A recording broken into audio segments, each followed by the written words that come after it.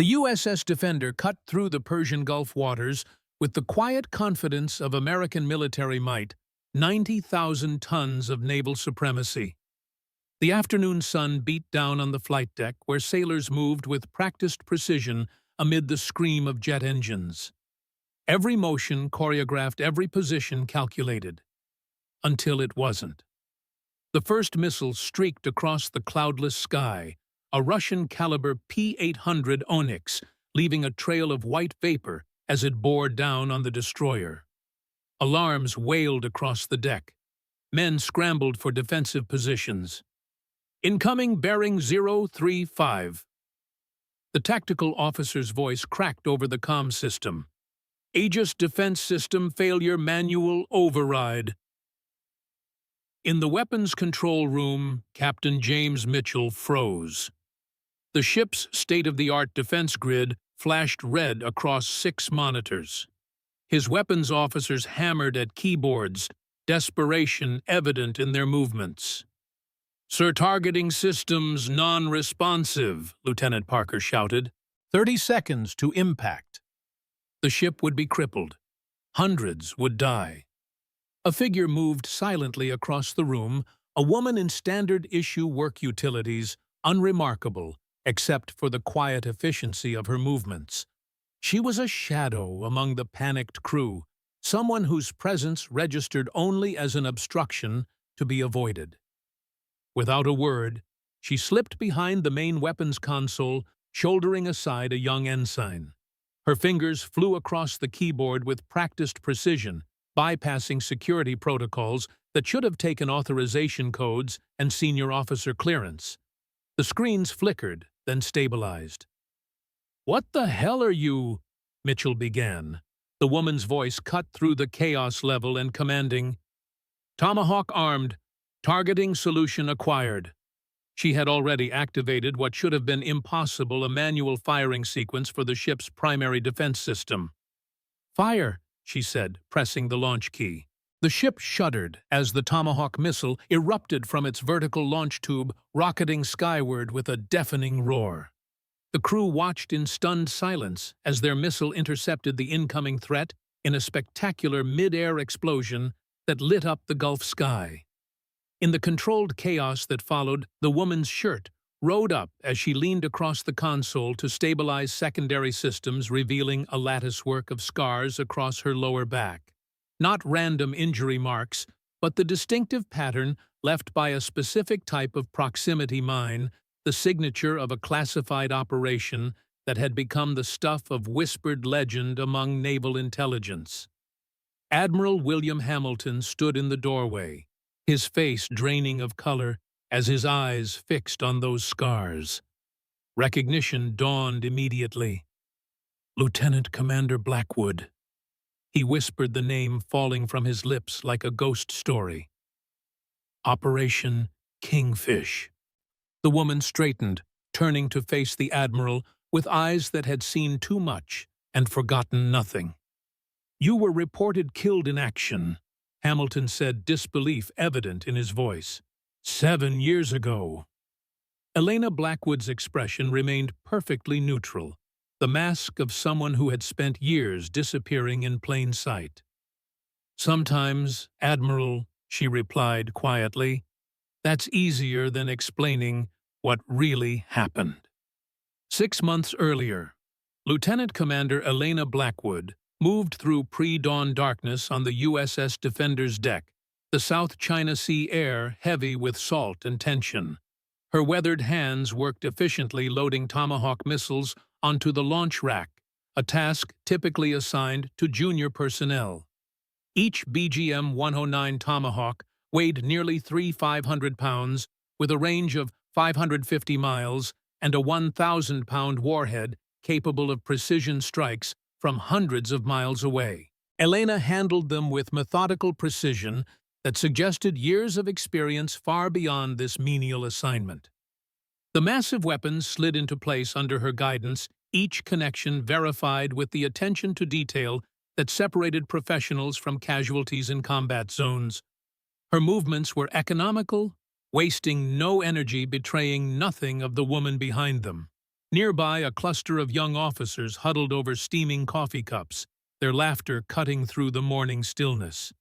"That's her ballast, bitch," Lieutenant Parker said, voice lowered but still carrying across the deck. "Been here 6 months, barely speaks. Word is, she pissed off someone high up in the Pentagon." Lieutenant Jenkins snorted.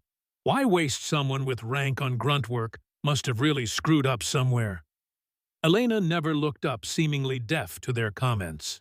As she continued her work, her face remained impassive, eyes focused downward, shoulders slightly hunched as though carrying an invisible weight. A young crewman hurried past, accidentally bumping into her and causing her to stumble. The Tomahawk shifted precariously. She recovered quickly, steadying the missile with practiced hands. The crewmen continued without acknowledging her. She was essentially invisible to the crew, a ghost performing necessary but unappreciated labor. The morning sun crept over the horizon, catching on her hands calloused and strong, with a thin white scar running across the right palm. They were not the hands of someone who had spent her career loading ordnance. As dawn broke over the horizon, casting long shadows across the destroyer, Elena returned to her quarters, Spartan and impersonal, with a single framed photo turned face down on the small metal desk. A locked footlocker sat untouched under her bunk, a thin layer of dust, suggesting it had not been opened since her arrival. Her uniform jacket hung precisely on a hook, 3 service ribbons partially hidden in shadow, their colors muted in the dim light. She sat on the edge of her bunk, removed her work gloves, and examined her calloused hands. For a brief moment, something flickered behind her eyes, a glimpse of someone else, someone who had once commanded respect rather than indifference. Then it was gone, replaced by the carefully neutral expression she had perfected over the past 6 months. The ship's intercom crackled. "All senior personnel report to the command briefing room at 800 hours. Elena checked her watch, rose mechanically, and prepared herself for another day of invisibility. Former Colonel James Morrison walked with the measured gait of a man who had spent decades in uniform, though he now wore civilian clothes as the ship's tactical consultant. At 68, his frame remained solid, his posture military straight, despite the years. Silver hair cropped close to his skull eyes that missed nothing, a living relic of America's military campaigns in Desert Storm and Operation Iraqi Freedom. He paused on the deck, watching Elena work. Unlike the others, his gaze held neither dismissal nor contempt. Only careful observation and something resembling recognition. During the weapons systems training session later that morning, Morrison stood at the back of the room, arms crossed, as a junior officer explained the Tomahawk guidance systems to the assembled crew. The presentation was technically accurate, but lacked practical insight. "In a combat scenario," the young ensign explained, "the targeting system requires 3 minutes for full calibration before deployment." From her position against the wall, Elena's eyes flickered momentarily, a nearly imperceptible reaction. Morrison noticed. When the ensign asked for questions, silence filled the room until Elena spoke, her voice quiet but clear. "The Block 4 Tomahawk can actually bypass full calibration in emergency situations," she said. "Field Manual TC-31B details the override sequence that reduces deployment time to 47 seconds. The room fell silent. All eyes turned to the woman most had never heard speak before. The ensign fumbled through his notes. "I don't see that in the standard protocols." "She's right," Morrison interjected, stepping forward. "It's in the classified supplement." His eyes met Elena's across the room. "Good catch, Lieutenant Commander." Later, as the crew dispersed, Morrison approached Elena in the corridor. "That's specialized knowledge," he said casually, "not something most ordnance officers would know." Elena's posture stiffened slightly. "Just following procedure manuals, sir." Morrison studied her face. Funny thing about memories, sometimes they surface at the wrong moment. He paused deliberately. I was at Langley in 2018. April, I believe. Observation Room 3. The color drained from Elena's face, though her expression remained controlled. I don't know what you're talking about, sir, she replied, but her eyes told a different story. Morrison leaned closer. Your secret is safe with me, Commander. Some of us still remember what service really means. He straightened. And some of us know that sometimes the best soldiers are the ones nobody sees. As he walked away, Elena remained frozen in place, the careful facade she had maintained for months, suddenly threatened by a connection to her past she hadn't anticipated. The command briefing room hummed with activity as officers filed in, taking their assigned positions around the tactical display table. Admiral William Hamilton entered tall and imposing with silver hair cropped close to his skull. The room snapped to attention. At ease, Hamilton said, his voice carrying natural authority that needed no amplification. Captain Mitchell stood proudly at the Admiral's side as digital maps flickered to life on the main screen, showing their current position and planned route. We are entering a complex tactical environment, Hamilton explained, gesturing to the map where territories claimed by multiple nations overlapped in a web of conflicting colors. Any provocative action could escalate beyond our control. This is a routine exercise on paper, but make no mistake, we are being watched. He tapped a control, and a new image appeared, the sleek, predatory silhouette of a Russian Severodvinsk-class submarine. Intelligence reports, this beauty has been shadowing our fleet for the past week. The Russians are testing our response patterns. Mitchell nodded gravely. The Defender carries the most advanced weapon systems in the Pacific Fleet. Our response time from threat detection to countermeasure deployment is 90 seconds flat. In the back of the room, Elena attended as the ordnance supervisor, standing against the wall, seemingly blending into it. When Mitchell confidently mischaracterized a weapon system's deployment time frame, her eyes flickered momentarily, a nearly imperceptible reaction. Hamilton's gaze swept the room, pausing briefly as it passed over Elena. Something a flash of recognition quickly suppressed crossed his features before he continued. Captain Mitchell, I'd like a tour of your missile systems after the briefing, Hamilton said. I have a particular interest in your Tomahawk capabilities. As the meeting adjourned, officers filed out, returning to their stations with renewed purpose. Morrison watched as Hamilton's eyes followed Elena's departure, the Admiral's expression unreadable. Interesting briefing, Morrison commented, falling into step beside Hamilton in the corridor. Standard protocol, Hamilton replied evenly.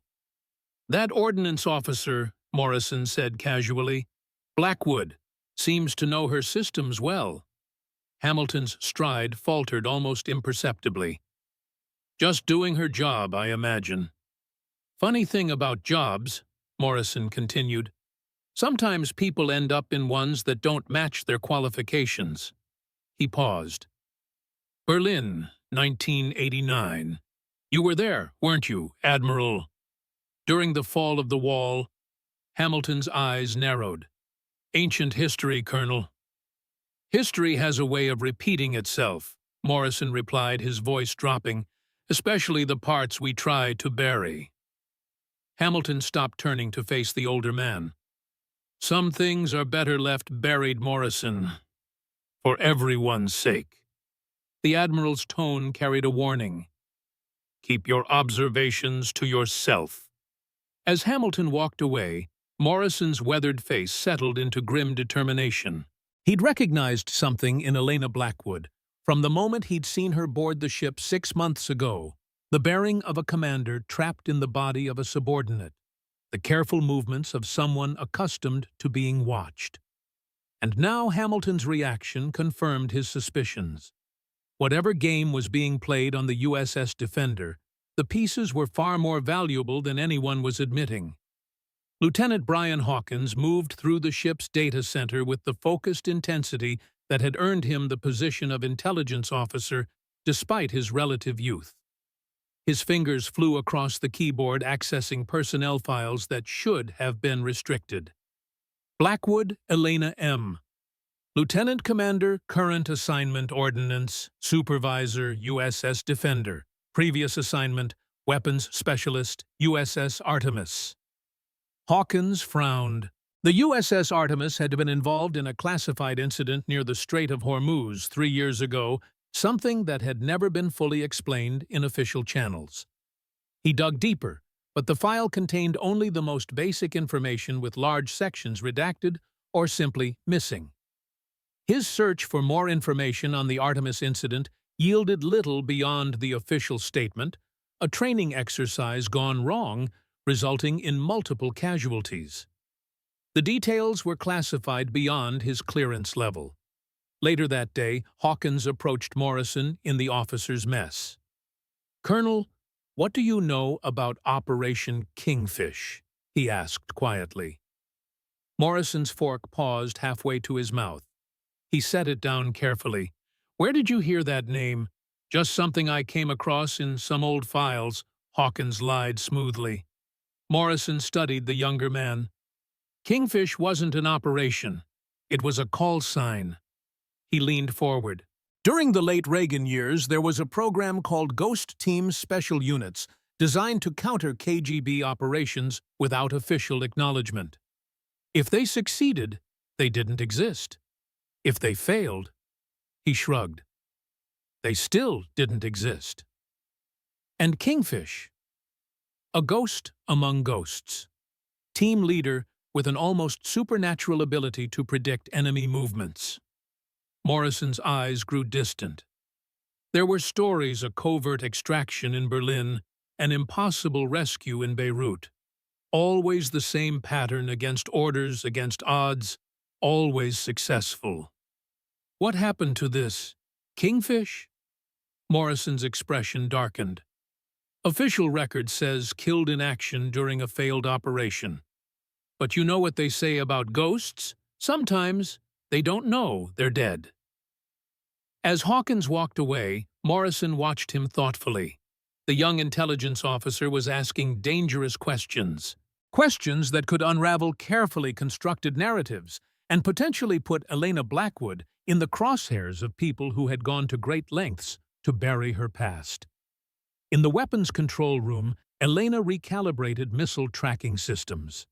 Her hands moved with expertise far beyond her supposed role, inputting command sequences with the speed and confidence of someone who had done this hundreds of times before. Through the narrow window, she spotted a foreign vessel appearing on the horizon, too close for comfort, its silhouette distinctive against the darkening sky. She recognized it instantly, a Russian Udaloy-class destroyer modified with the latest electronic warfare systems. She noticed it before the bridge did, her body tensing instinctively as she recognized the vessel class and its capabilities. Without thinking, she reached for the communication panel, then stopped herself, hand hovering over the alert button. This was not her place anymore. She was ordnance crew, nothing more. Reporting tactical observations would raise questions about how she recognized a military vessel at this distance, how she knew its capabilities without consulting reference materials. She lowered her hand and instead completed her assigned tasks, methodically checking each missile status before logging the information and preparing to return to the deck. As she exited the control room, she nearly collided with Lieutenant Hawkins. "Commander Adair," he said, then corrected himself.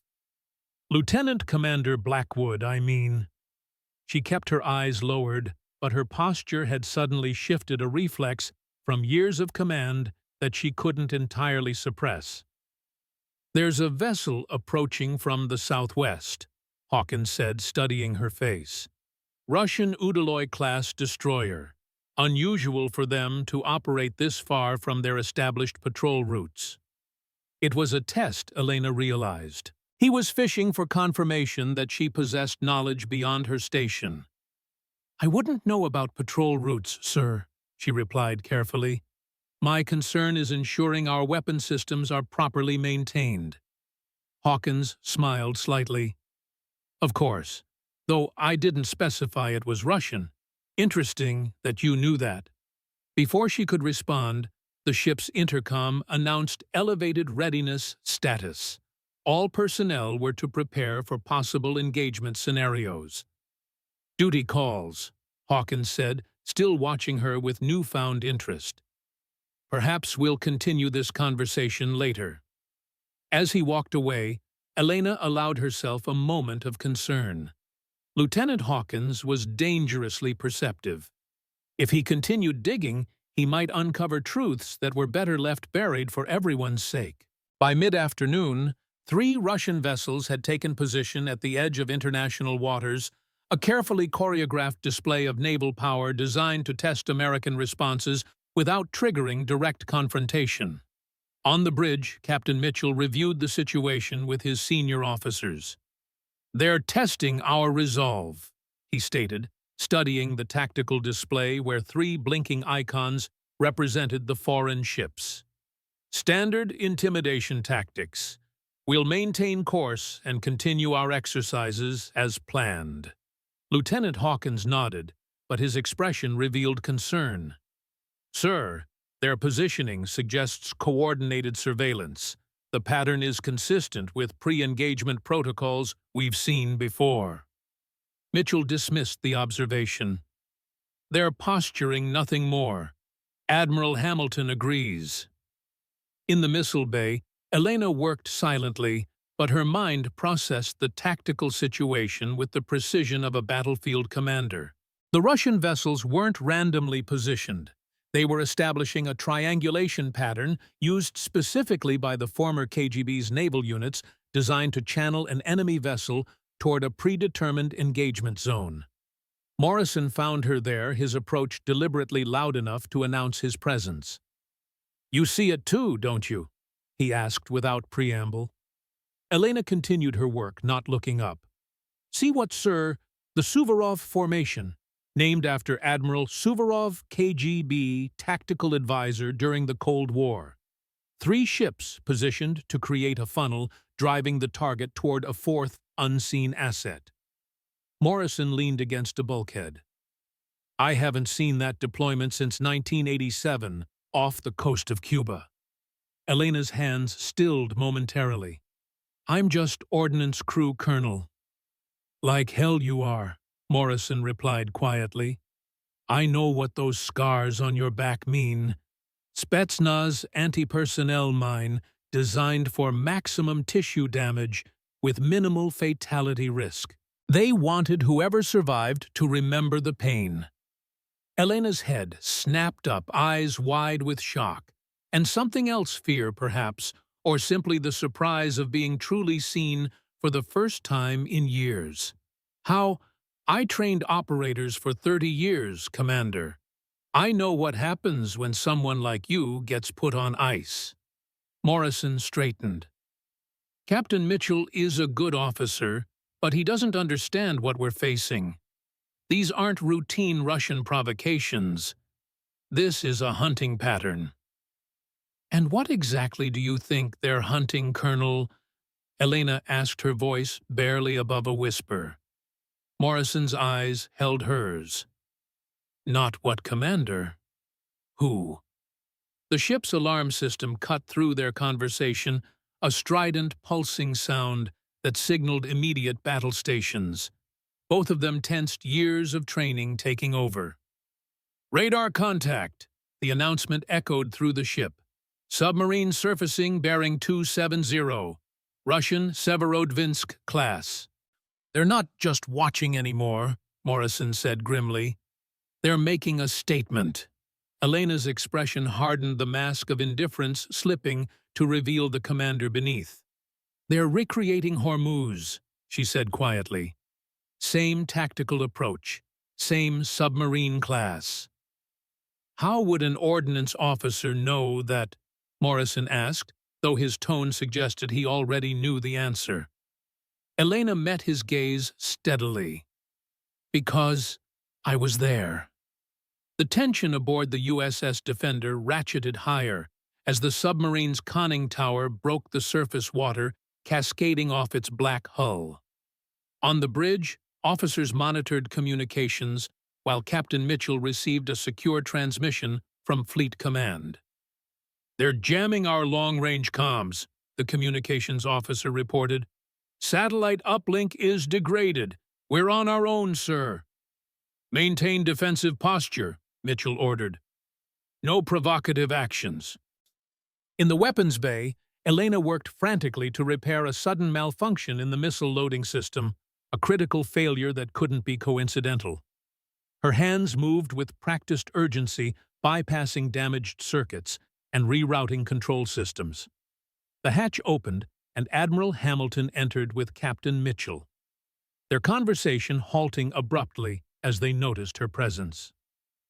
"Status report?" Mitchell demanded.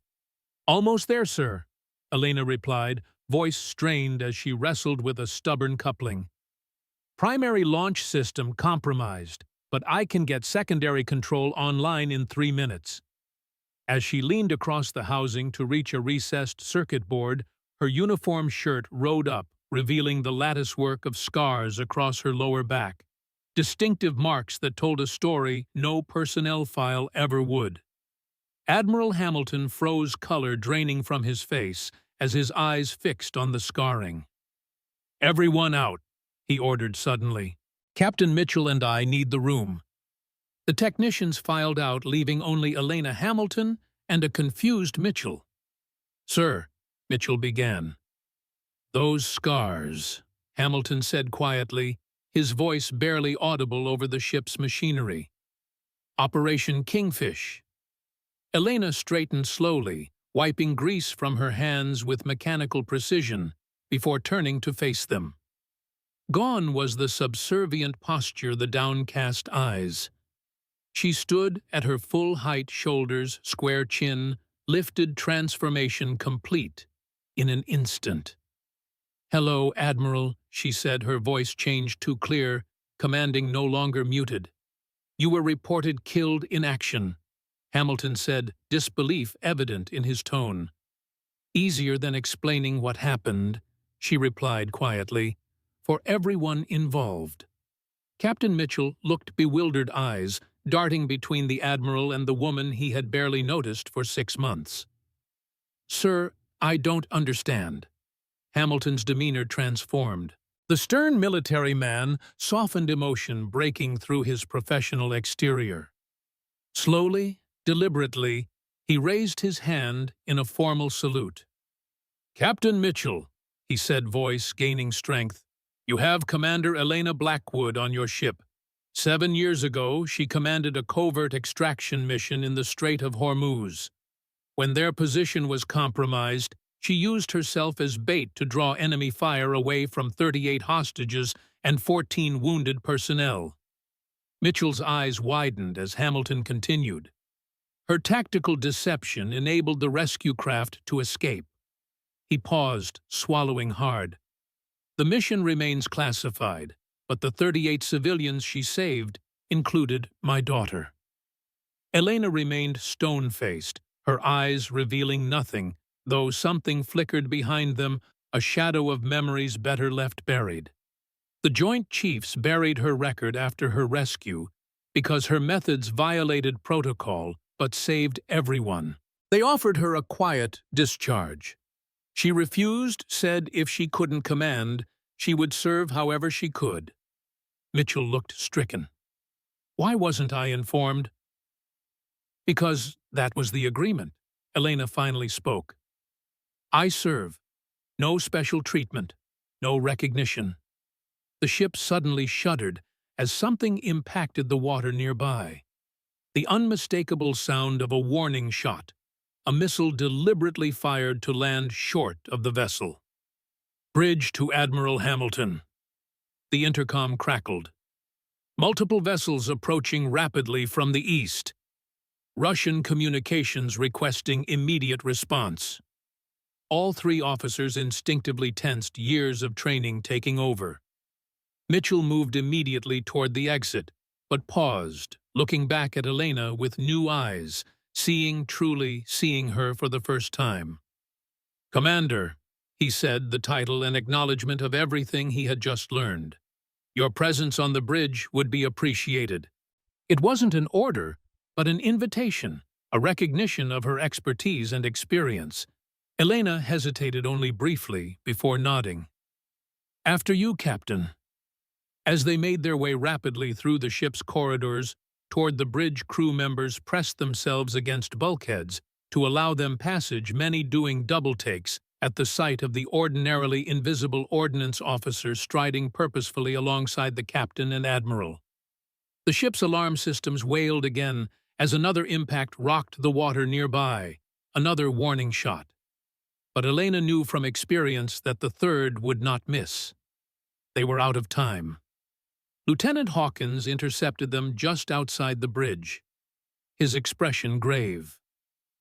"Sir, we've intercepted coded transmissions between the Russian vessels," he reported. "They're using an old KGB frequency rotation we haven't seen since the Cold War." Elena's step faltered. "Echo 7 Tango Protocol." Hawkins looked at her in surprise. "Yes. How did you—" "No time," she cut him off, turning to Hamilton. "Admiral, this isn't a territorial challenge. It's a targeted operation. The submarine, the surface vessels, they're recreating the exact tactical formation from Hormuz." Hamilton's face darkened with understanding. "You think they know you're aboard?" "I think they've always known," Elena replied grimly. "The question is, why now?" As they entered the bridge, the tactical display showed the Russian vessels closing in a precisely coordinated pattern. The submarine had fully surfaced, its massive bulk visible on the horizon. "Captain," the communications officer called out, "incoming transmission from the Russian submarine. They're asking for you by name, sir." Mitchell moved to the communications station, but Elena put a hand on his arm, stopping him. "It's not for you," she said quietly. "It's for me." The officer looked confused. "Sir, they specifically asked for the ship's commander." "Play it," Hamilton ordered. The speaker crackled, and a heavily accented voice filled the bridge. "USS Defender, this is Captain Petrov of the Russian Federation Navy. We wish to speak with your real commander." A pause. "We wish to speak with Kingfish." The bridge fell silent, all eyes turning to Elena. Her face had gone pale, but her posture remained rigid, controlled. "Petrov," she whispered, the name falling from her lips like a curse. He was the interrogation specialist. 11 months. Understanding dawned on Mitchell's face. This woman had endured 11 months of captivity at the hands of the man now controlling the submarine off their starboard bow. "What do they want?" Mitchell asked. "Me," Elena replied simply. "They've always wanted me. Or rather, what they think I know." Hamilton stepped forward. "Captain Mitchell, as of this moment, Lieutenant Commander Blackwood is reinstated to full tactical command authority on my direct order." Mitchell nodded, then turned to Elena. "Commander, the bridge is yours." As Elena moved to the tactical station, the crew watched in stunned silence as the woman they had dismissed for months took command with the natural authority of someone born to lead. "Weapons status," she ordered, her voice clear and commanding. "Primary missile defense compromised," the tactical officer reported. "Secondary systems online, but degraded. Targeting capability at 60%. Elena's fingers flew across the console, inputting commands that bypassed standard protocols. "Rerouting targeting through auxiliary systems, bringing countermeasures online." On the main screen, the Russian vessels continued their approach. The submarine launched a signal flare, a brilliant red starburst against the darkening sky. "Their final warning," Elena explained. "Next will be a live missile." She straightened, facing Mitchell and Hamilton. I need to respond to Petrov. He's following a specific engagement protocol from the old KGB playbook. If I don't answer, he'll interpret it as a refusal to negotiate. What will you tell him? Hamilton asked. Elena's eyes hardened. The truth, that Kingfish died 7 years ago in the Strait of Hormuz. She paused. But Commander Blackwood is very much alive. As she reached for the communications system, another alarm blared. Missile launch detected from the Russian submarine. Impact in 45 seconds, the radar operator shouted. Elena's training took over instantly. Evasive maneuvers, heading 090. Prepare countermeasures. The ship lurched as it began a hard turn away from the incoming threat. Missile is tracking, the tactical officer reported. It's locked on our emissions signature. Shut down main radar, Elena ordered. Switch to passive systems only. The bridge darkened as primary systems went offline, emergency lighting casting harsh shadows across tense faces. 30 seconds to impact. Elena moved to the weapons console, hands flying across the controls with practiced precision. Preparing manual launch sequence for SM-3 interceptor. That system's offline, the weapons officer protested. Not anymore, Elena replied, her fingers dancing across the keyboard as she implemented bypasses and overrides that shouldn't have been possible without engineering support. The screen flickered, then stabilized, showing a targeting solution. 20 seconds. Launching countermeasures, Elena announced calmly, pressing the firing control. The ship shuddered as the interceptor missile erupted from its launch tube, racing toward the incoming threat. Tracking both missiles, the radar officer reported. Intercept in 10, 9, 8. The bridge crew held their collective breath. 3, 2, 1. A brilliant flash illuminated the horizon as the interceptor collided with the Russian missile, the explosion sending a shockwave across the water that rocked the destroyer. Direct hit, the tactical officer confirmed. Threat neutralized. A moment of stunned silence fell over the bridge, broken only by the steady beep of radar systems tracking the Russian vessels. They're maintaining position, Hawkins reported. No additional launches detected. Elena turned to face Mitchell and Hamilton, her expression grim. That was a demonstration, not an attack. If they wanted to hit us, they would have launched multiple missiles from different vectors. What do they want? Mitchell asked again. Elena's eyes met Hamilton's, a silent communication passing between them. They want what they've always wanted, Captain. Information I obtained during Operation Kingfish. Information they believe I passed to the CIA after my escape. Did you? Mitchell asked.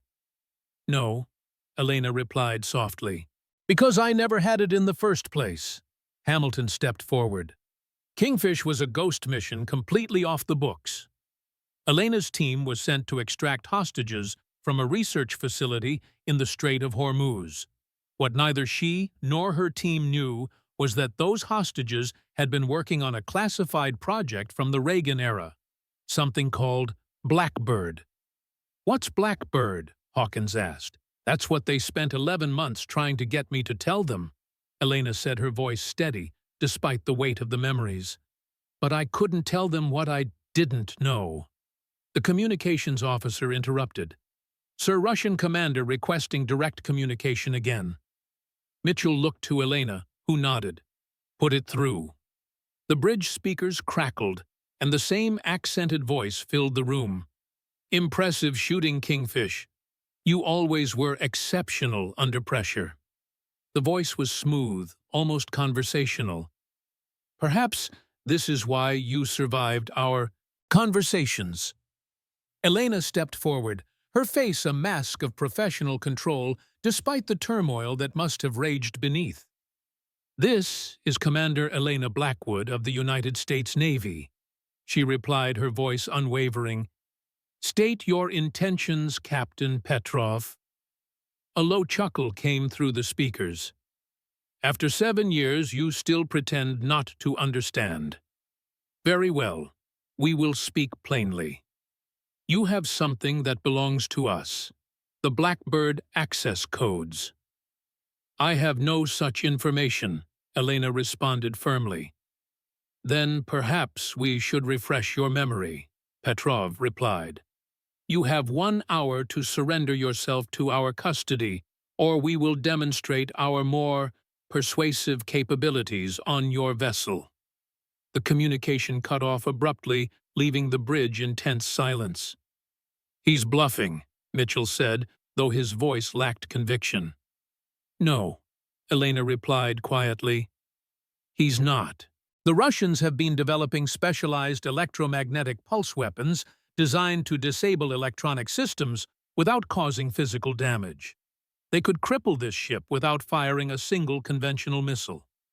Hamilton placed a hand on her shoulder. We're not surrendering you, Commander. Not again. Elena looked around the bridge at the crew who just hours before had seen her as nothing more than a failed officer relegated to menial tasks. Now they looked to her as their best hope for survival. Sir, she said, addressing Mitchell directly, request permission to implement countermeasure protocol Echo 7. Mitchell hesitated. I'm not familiar with that protocol. It's not in the standard naval playbook, Elena explained. It's a ghost team tactic designed specifically to counter KGB naval operations. She paused. I wrote it 7 years ago after Hormuz. Morrison, who had entered the bridge silently during the exchange, stepped forward. I've seen it work, Captain, in situations exactly like this one. Mitchell studied Elena's face, measuring the commander against the invisible ordnance officer he thought he'd known. After a moment, he nodded. Make it happen, Commander. As Elena moved to the tactical station and began issuing orders, the transformation was complete. The woman who had loaded missiles in obscurity for 6 months was gone, replaced by the tactical commander she had always been. Hawkins approached her, his expression a mixture of respect and lingering suspicion. Commander, there's something you should know. We intercepted a transmission from Washington just before the Russians jammed our long-range comms. He handed her a printout, his voice dropping so only she could hear. It's an order for Captain Mitchell, regarding you. Elena scanned the message, her expression unchanging, despite the words printed clearly at the bottom, remove LT. Commander Blackwood from all command positions immediately. National Security Directive 22547B. She folded the paper carefully and tucked it into her pocket, returning her attention to the tactical display without comment. 7 years ago, she had disobeyed a direct order to save 38 lives. The decision had cost her everything, her command, her reputation, very nearly her life. Now, as Russian warships circled and Washington demanded her removal, Commander Elena Blackwood faced the same choice again. The lives of everyone aboard the USS Defender hung in the balance, and once again she would have to choose between following orders and doing what she knew was right. The USS Defender's command center fell silent as Admiral Hamilton looked at the gathered officers. The tension in the air was palpable, thick enough to cut with a knife.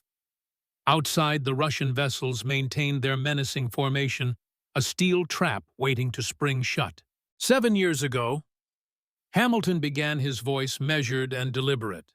Lieutenant Commander Elena Blackwood led a classified extraction mission codenamed Operation Kingfish.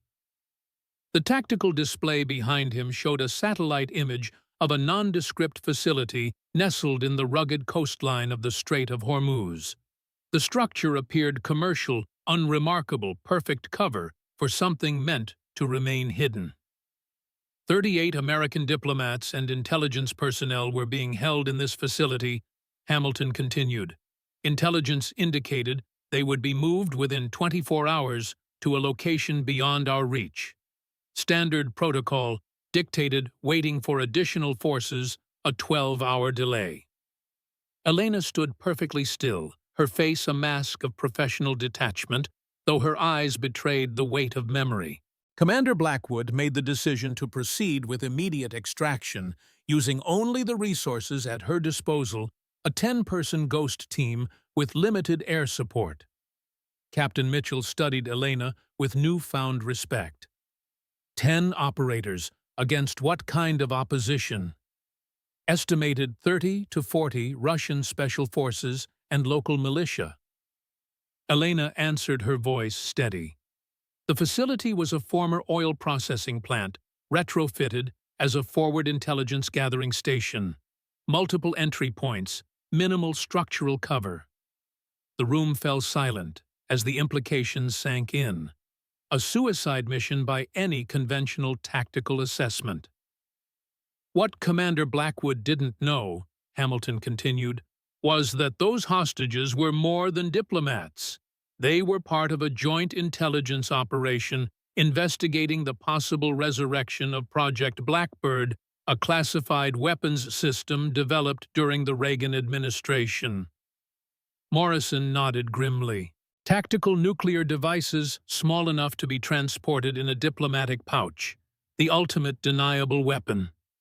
The mission succeeded, Hamilton said, his voice softening. All 38 hostages were extracted, but Commander Blackwood's team was ambushed during the final evacuation. She ordered the rescue helicopters to depart with the hostages, while she and 3 operators provided covering fire. Elena's jaw tightened almost imperceptibly. They were presumed killed in action, Hamilton finished, until Commander Blackwood reappeared 11 months later at a CIA extraction point in Turkey, the sole survivor. The unspoken question hung in the air, finally voiced by Hawkins. What happened during those 11 months, Commander? Elena met his gaze directly. I was held at a black site facility run by the FSB, formerly the KGB. Captain Petrov was my primary interrogator. Her voice remained clinical detached, as though describing events that had happened to someone else. They believed I had accessed information about Project Blackbird during the extraction. They wanted the access codes, deployment protocols, anything I might have seen or heard. She paused. They were thorough in their methods. Hamilton stepped forward. What Commander Blackwood endured would have broken most operatives within days. She held out for 11 months without revealing a single piece of actionable intelligence. The Admiral's eyes met Elena's. Among the hostages was my daughter, Julia Hamilton, a CIA field officer embedded with the diplomatic team. Commander Blackwood saved her life, along with 37 others. Mitchell looked stricken. Why wasn't this recognized? Why was she— He gestured helplessly at Elena's ordnance uniform. Hamilton's expression darkened. Politics, Captain. The operation violated direct orders. Regardless of its success, such actions couldn't be officially sanctioned. There were those in Washington who wanted her court-martialed. So they buried her instead. Mitchell concluded, anger evident in his voice. The Joint Chiefs offered a discharge with full benefits, Elena said quietly. I declined. Why? Mitchell asked, genuinely puzzled. After such treatment, why continue to serve? For the first time, emotion flickered across Elena's face, a brief glimpse of the passion that drove her. Because this is who I am, she said simply. If I couldn't serve as a commander, I would serve in whatever capacity was permitted. The ship's intercom interrupted the moment. Bridge to Captain Mitchell. Russian vessels are changing formation. Request your presence immediately, sir. Come with me, Commander, Mitchell said to Elena, no longer a request, but an acknowledgement of her rightful place. Let's see what Petrov is planning. On the bridge, the tactical display showed the Russian vessels shifting position, spreading out to maintain visual contact with the USS Defender from multiple angles. They're channeling us, Elena said, immediately studying the pattern, creating a corridor that forces us either toward their territorial waters or into this navigational choke point. Her finger traced across the screen. Classic Suvorov maneuver. Mitchell frowned. How can you be certain? Because I've seen this before, she replied. It's the same flanking technique used in the Hormuz incident. They don't want direct confrontation. They want to force us into a position where we have no good options, where any action we take can be portrayed as aggression. The bridge fell silent as her words sank in. Even those who had no knowledge of Operation Kingfish could sense the weight of experience behind her assessment. Mitchell studied the display again, seeing it now through the lens of her explanation. The pattern became clear, a subtle but deliberate manipulation of their available navigation options. What do you recommend? He asked the question, a tacit acknowledgement of her expertise. For a brief moment, Elena seemed surprised by the request, as though she had become so accustomed to being ignored that being consulted felt alien. Then her training took over the commander she had once been, emerging fully from beneath the carefully constructed facade of the past 6 months. We adjust course 15 degrees starboard, but make it appear as though we're maintaining current trajectory. Simultaneously, we initiate a false communications burst, suggesting we're calling for reinforcements. Her hands moved confidently across the tactical display. They'll read the signal even through the jamming. Then we deploy passive sonar buoys here and here, creating the impression we're establishing a defensive perimeter. She looked up, meeting Mitchell's eyes directly. They believe they have the advantage because they think we don't see their strategy.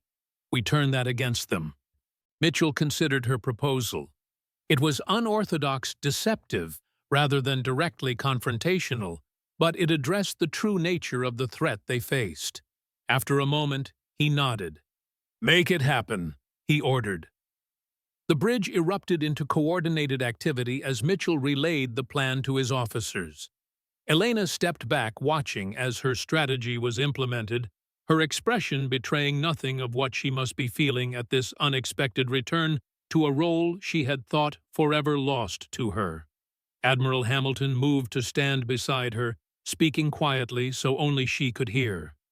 "You never stopped being a commander, did you? Even loading missiles in obscurity, you were still analyzing, strategizing, preparing." She met his gaze steadily. "Some things become part of who you are. They cannot be taken away, only hidden." He nodded, understanding. "When this is over, we need to talk about your future. The agreement may have satisfied the Joint Chiefs, but it has deprived the Navy of one of its finest tactical minds. That ends today." Before she could respond, Lieutenant Hawkins called out from his station. "Sir, the vessels are altering course. They appear to be reassessing their approach." In the dimly lit confines of the secure communications room, Truman Wallace, the ship's senior intelligence officer, hunched over an encrypted terminal. His fingers moved swiftly across the keyboard, composing a message that would never appear in the official logs: "Asset Kingfish compromised." "Repeat, asset Kingfish compromised. Blackbird protocols potentially exposed. Awaiting instructions." He encrypted the message using a classification code that bypassed normal naval communications channels, routing it directly to a special unit within naval intelligence. A unit whose existence was known to only a handful of people outside the Pentagon. The response came almost immediately. "Remove Kingfish from command immediately. Contain all information regarding Blackbird. Authorization code, November Echo Delta 47392. Wallace deleted both messages, his weathered face settling into grim determination. 25 years in naval intelligence had taught him that some secrets were worth preserving at any cost, even if that cost was a decorated officer's career or life. He made his way to the bridge, the authorization code memorized, prepared to deliver the directive to Captain Mitchell.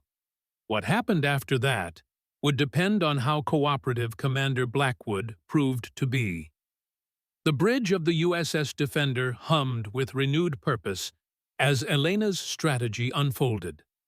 The false communications burst had been transmitted. The passive sonar buoys deployed in a pattern suggesting defensive preparations. Now they waited, every officer intent on their instruments monitoring the approaching vessels for any change in behavior. "They're slowing," Lieutenant Hawkins reported, his voice calm but edged with tension.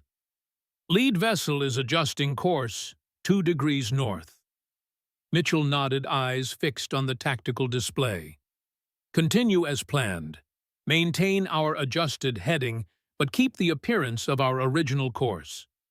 Elena stood slightly apart, her posture that of an observer rather than a participant. Yet her presence had subtly altered the dynamics of the bridge. Officers occasionally glanced her way as though seeking confirmation or approval of their actions. "Second vessel is altering course as well," Hawkins continued. "They appear to be reassessing their approach." Admiral Hamilton, who had remained silent throughout the implementation of Elena's plan, now moved to stand beside Mitchell. "They detected our communication burst," he observed. "As intended," Mitchell confirmed. "Commander Blackwood predicted they would interpret it as a call for reinforcements." The use of her proper rank was not lost on the bridge crew.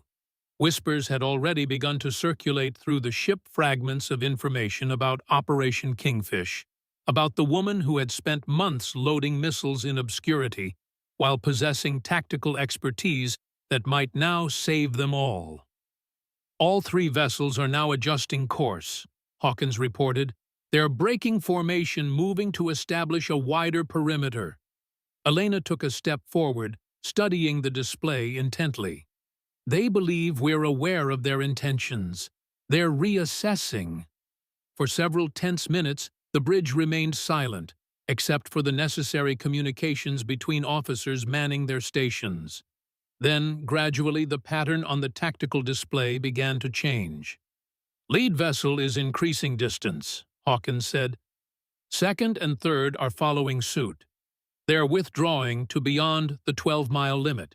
A collective release of breath swept through the bridge, not quite relief, but the easing of immediate tension. "They're saving face," Elena explained quietly, maintaining the fiction that this was merely a routine patrol that happened to cross our path. "They won't risk confrontation if they believe reinforcements are en route." Mitchell turned to her, his expression a mixture of respect and lingering disbelief. "Your assessment was accurate in every detail." She acknowledged his words with a slight nod, her demeanor still reserved despite the validation of her expertise. Years of practiced invisibility were not easily discarded. "Stand down from heightened alert," Mitchell ordered. "Maintain standard surveillance protocols. I want hourly reports on the positions of those vessels." As the bridge crew returned to normal operations, the door slid open to admit Commander Wallace. His eyes narrowed slightly at the sight of Elena standing at the tactical station, but he quickly composed his features into professional neutrality. "Captain Mitchell," he said formally, "a word in private, sir. It's a matter of some urgency." Mitchell nodded. "Admiral Hamilton, Commander Blackwood, join us in the briefing room." Wallace's expression tightened. "Sir, this is a classified intelligence matter that requires the input of my tactical executive officer," Mitchell interrupted firmly, using a title that formalized Elena's new position. "And Admiral Hamilton has the highest possible security clearance. They're coming, Commander." Wallace had no choice but to acquiesce, though his rigid posture betrayed his displeasure as the 4 officers made their way to the adjacent briefing room. Once the door closed behind them, Wallace produced a printed directive and placed it on the table. "Captain, I've received direct orders from Naval Intelligence Division regarding Commander Blackwood." He emphasized her rank with subtle distaste. She is to be removed from all command functions immediately and confined to quarters pending extraction at our next port of call. Mitchell stared at the paper, then at Wallace. On what grounds? National security, sir. Wallace's eyes flickered to Elena. Commander Blackwood's presence on this vessel represents a significant security breach. The details are classified beyond your need to know. Hamilton stepped forward, his admiral's insignia catching the light. I think you'll find, Commander Wallace, that very little in this Navy is classified beyond my need to know. Wallace remained impassive. With respect, Admiral, these orders come directly from SpecCom Division at the Pentagon. Even your authority is superseded in this matter. Elena had remained silent, studying Wallace with the careful assessment of someone who had learned to read people's true intentions through years of high-stakes operations. This isn't about security, she said finally. It's about Blackbird. Wallace's composure slipped for just an instant, a fractional widening of the eyes that confirmed her suspicion. I have no knowledge of any operation or project with that designation, he replied stiffly. Interesting, Elena said softly.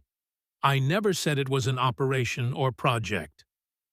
The room fell silent as the implications of her words sank in. Wallace had revealed knowledge he shouldn't possess, knowledge that connected him to whatever Elena had unknowingly discovered during the Kingfish operation. Mitchell looked between them, then made his decision. Commander Wallace, I'm going to need verification of these orders through official channels before taking any action. Our long-range communications are still being jammed by the Russians, Wallace protested. How convenient, Hamilton observed dryly. Then we'll wait until communications are restored, Mitchell replied. Until then, Commander Blackwood remains my tactical executive officer. That will be all, Commander Wallace. Wallace's face flushed with barely contained anger, but he offered a stiff salute before departing. The moment the door closed behind him, Mitchell turned to Elena. What the hell is going on, Commander? What is Blackbird? And why is Wallace so determined to remove you from the equation? Elena exchanged a glance with Hamilton. Blackbird was supposedly decommissioned in 1991 at the end of the Cold War. It was a tactical nuclear weapons program designed to place small, untraceable devices in strategic locations worldwide, a doomsday insurance policy. The Joint Chiefs ordered the program terminated and all devices recalled, Hamilton added, but there were always rumors that not all the weapons were accounted for. And you think Wallace is connected to this? Mitchell asked. I think Wallace is working for someone who believes I obtained information about Blackbird during the Hormuz extraction, Elena replied. Information that could potentially expose a decades-old conspiracy within our own military. The intercom interrupted their conversation. Bridge to Captain Mitchell. The Russian submarine is on the move, sir, heading directly for our position at flank speed. The three officers exchanged grim looks before rushing back to the bridge. Whatever Wallace's agenda, it would have to wait. The more immediate threat was bearing down on them at 40 knots. Colonel James Morrison found Elena alone in the weapons control room an hour later, recalibrating targeting systems with the focused precision that had become her trademark. They're calling you the Ghost, Commander, he said by way of greeting. Word spreads fast on a warship. Elena didn't look up from her work. Ghosts should remain invisible, Colonel. This attention is unwelcome. Morrison closed the door, engaging the privacy lock, an unusual action that finally drew her full attention. There's something you need to know, he said, his voice dropping. Something about Wallace and about Hamilton. Elena's hands stilled on the control panel. I'm listening. I've known about you since Hormuz, Morrison admitted. I was part of the extraction team that pulled you out of Turkey. half dead, still refusing to talk even to our own people until we provided the proper authentication codes. Surprise registered briefly in her eyes. You weren't on the manifest. Because officially, I wasn't there. Morrison leaned closer. I was consulting for a special division within the CIA, a division that had been monitoring Blackbird since its inception. Why are you telling me this now? Because you need to understand what you're really dealing with. Morrison's weathered face was grave. When you rescued those hostages, you unknowingly interrupted a much larger operation. Those weren't just diplomats or intelligence officers, they were the original Blackbird scientists and handlers, people who knew every access code, every deployment location. Elena processed this information with the rapid analysis of a battlefield commander. And the Russians wanted that information. Not the Russians, Morrison corrected. At least not officially. What you encountered was a rogue faction, former KGB officers who had gone private after the Soviet collapse, selling their services to the highest bidder. Petrov, Elena said the name like ash in her mouth. Morrison nodded. Petrov was their interrogation specialist, but he wasn't working for Moscow. He was working for someone much closer to home. The implication hung in the air between them. You're suggesting there's a faction within our own military that wants the Blackbird weapons, Elena said carefully. I'm not suggesting it, Commander. I'm confirming it. Morrison's eyes held hers. And Admiral Hamilton is involved up to his neck. Elena's expression hardened. That's not possible. His daughter was among the hostages. I saved her life. Did you, Morrison asked quietly, did you ever actually see Julia Hamilton during the extraction? Ever speak to her directly? The question struck Elena like a physical blow. She had been so focused on the tactical aspects of the mission, moving hostages in groups, maintaining security. Had she ever specifically identified Julia Hamilton? The extraction was chaotic, she admitted. We moved 38 people under fire. I had visual confirmation of all hostages from the intelligence briefing photos, but you never specifically checked that Julia Hamilton was among them, Morrison finished for her. Because why would you? The mission was a success. All hostages accounted for. Elena's tactical mind raced ahead, connecting dots she had never thought to connect before. You're saying Julia Hamilton wasn't there, that she was never a hostage. I'm saying Julia Hamilton doesn't exist, Morrison corrected. She's a fiction created to give Hamilton a personal stake in the mission, a reason to push for immediate extraction rather than waiting for proper backup. He needed someone on the ground who would act decisively, someone whose judgment wouldn't be clouded by politics or protocol. He needed me, Elena whispered, understanding dawning like a cold sun. He manipulated me into launching an unauthorized extraction. Because he knew you would succeed where others might fail, Morrison confirmed. And in the chaos, no one would notice if certain items or information disappeared, things related to Blackbird. Elena's mind was racing now, reassessing every aspect of the Hormuz operation through this new lens. But why reveal himself now? Why expose his connection to me on this ship? Because whatever he was looking for 7 years ago, he didn't find it, Morrison replied. And he believes you have it, or know where it is. The Russians showing up isn't a coincidence, Commander. This is a coordinated operation to extract whatever you supposedly know about Blackbird. The weapons control room suddenly felt too small, the air too thin. Elena had spent 7 years believing she had sacrificed her career to save innocent lives, only to discover she had been a pawn in a game she hadn't even known was being played. Wallace is Hamilton's man, she concluded. Has been for years, Morrison confirmed. part of a shadow network within naval intelligence dedicated to locating and controlling the remaining Blackbird devices. Elena's training took over, pushing personal feelings aside to focus on the tactical situation. "Why are you telling me this? Why now?" Morrison's expression softened slightly. "Because 7 years ago, I watched you make the right choice when following orders would have been easier. I watched you prioritize human lives over politics. I watched you endure 11 months of hell rather than compromise your principles." He straightened to his full height, the bearing of a career soldier who had seen too much, but still believed in the oath he had taken. "And because someone needs to stand against what Hamilton and his people are planning. Someone with the tactical mind and moral compass to stop them." His eyes held hers. "Someone like you, Commander." Before Elena could respond, the ship's alarm system activated not the urgent battle station's klaxon, but the steady pulse that indicated incoming communication. "The Russians are making contact again," Elena realized. Morrison nodded grimly. "It's all coming to a head now. Whatever you decide to do, Commander, remember nothing is as it appears. Trust your instincts, not your orders."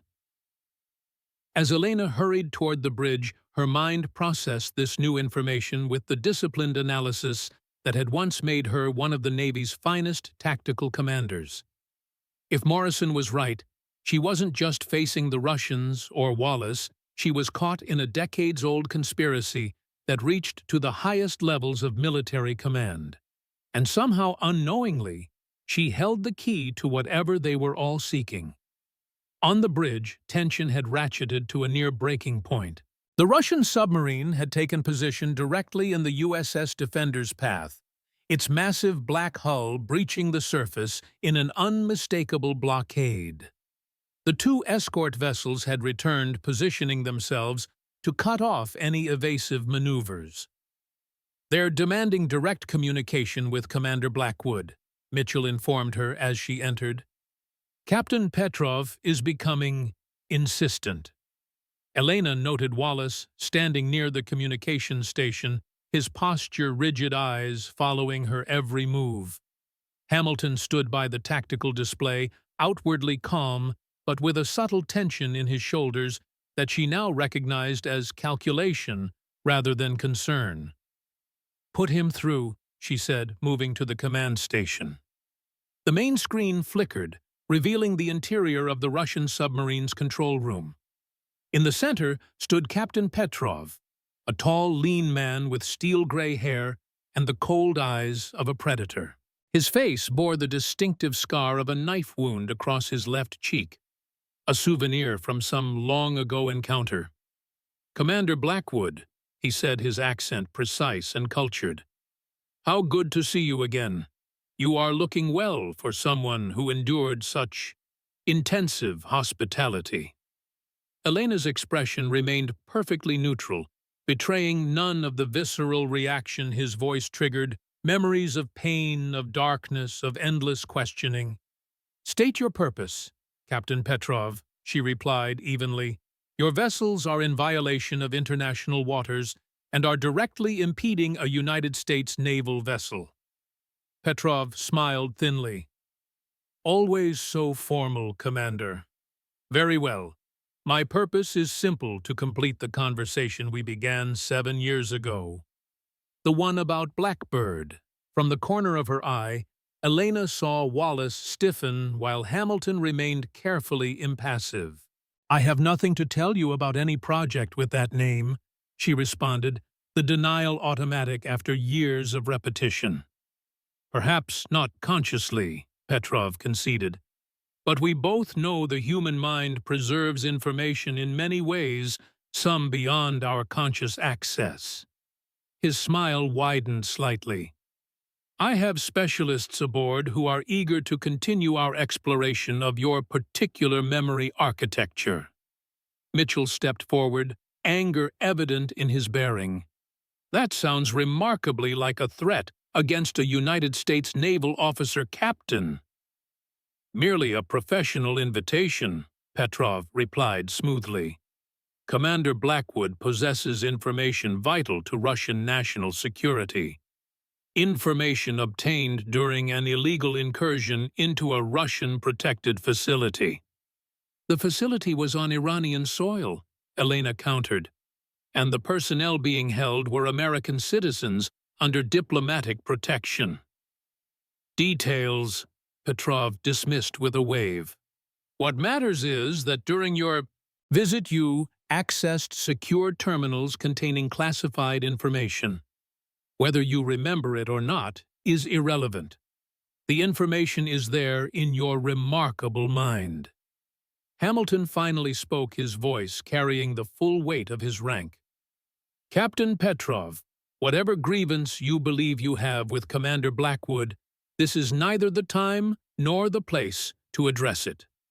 Withdraw your vessels immediately or face the consequences of threatening a United States warship. Petrov's eyes shifted to Hamilton, something like amusement flickering across his features. Admiral Hamilton, how interesting to find you aboard. One might almost suspect coordination. The implication hung in the air, a deadly accusation that caused several bridge officers to glance uncertainly at their admiral. You have 1 hour to deliver Commander Blackwood to my vessel. Petrov continued, ignoring the rising tension.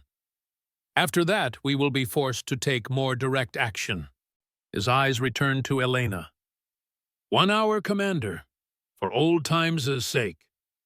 The screen went dark, leaving the bridge in stunned silence. Mitchell was the first to speak. We're not surrendering anyone to the Russians, especially not you, Commander. Of course not. Hamilton agreed quickly, perhaps too quickly.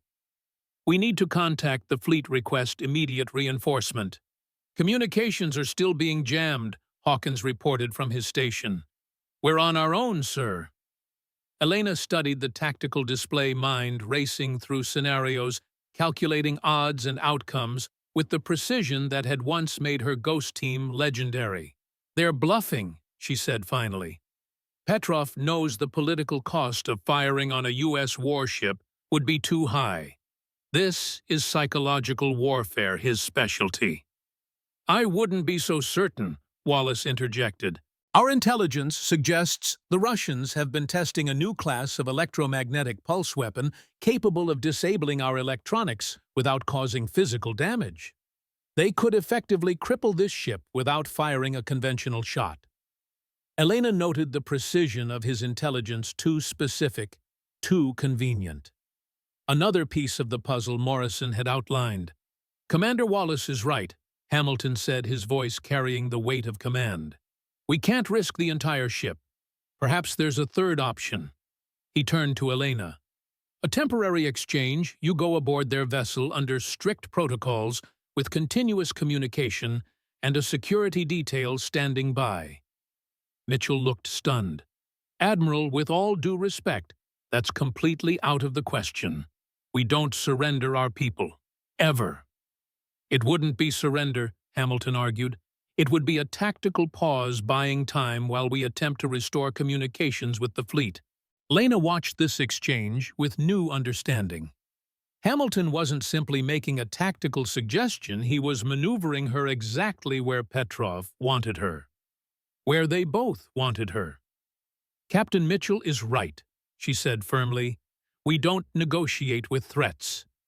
And we certainly don't send American officers into Russian custody. Hamilton's expression hardened slightly. This is a direct order, Commander. Prepare for transfer to the Russian vessel. The bridge fell silent, the standoff between Admiral and Commander, creating a tension that crackled like electricity. Mitchell stepped forward. Admiral Hamilton, I must respectfully remind you that as captain of this vessel, the safety of my crew is my primary responsibility. I cannot and will not order Commander Blackwood to surrender to the Russians. This isn't your decision, Captain, Hamilton replied coldly. This is a matter of national security that supersedes normal chain of command. Wallace moved to stand beside Hamilton, his hand resting meaningfully on his sidearm. The gesture was subtle, but unmistakable. The situation was rapidly approaching a breaking point. Elena assessed the tactical situation with the cool detachment that had kept her alive through countless operations. The bridge crew were watching, uncertain where their loyalties should lie in this unprecedented confrontation between their captain and an admiral. Most would follow Mitchell, but Wallace likely had loyalists of his own positioned throughout the ship. "Gentlemen," she said, her voice cutting through the tension, "perhaps we should continue this discussion in private. The bridge crew has duties to attend to." Mitchell recognized her strategy immediately, diffusing the immediate confrontation while buying time to develop a plan. "Agreed. Admiral Hamilton, Commander Wallace, will resolve this in the briefing room. Lieutenant Hawkins, you have the bridge." As they moved toward the exit, Elena caught Morrison's eye across the room. The old colonel gave an almost imperceptible nod. Whatever happened next, she would not be facing it alone. The moment the briefing room door closed behind them, Hamilton dropped all pretense. "You've become a liability, Commander. You always were too damn stubborn for your own good." "Like when I believed I was rescuing your daughter," Elena replied, the edge in her voice razor-sharp. "Interesting how Julia Hamilton never seems to be available for family reunions." Hamilton's eyes narrowed.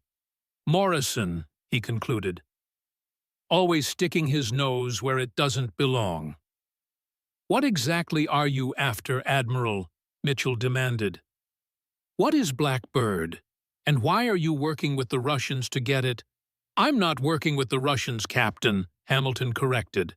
"I'm working with certain elements who understand the strategic necessity of retrieving the Blackbird devices before they fall into the wrong hands."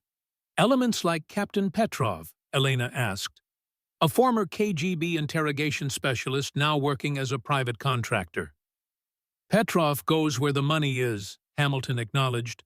7 years ago, he was contracted to extract information from you, information about the access codes you unwittingly memorized while accessing the central terminal during the Hormuz extraction. Elena's mind flashed back to that night, the frantic evacuation the moment she had used a terminal to override the facility's security systems. She had seen something, a string of characters that had registered only subconsciously. The terminal displayed the Blackbird access codes, she realized.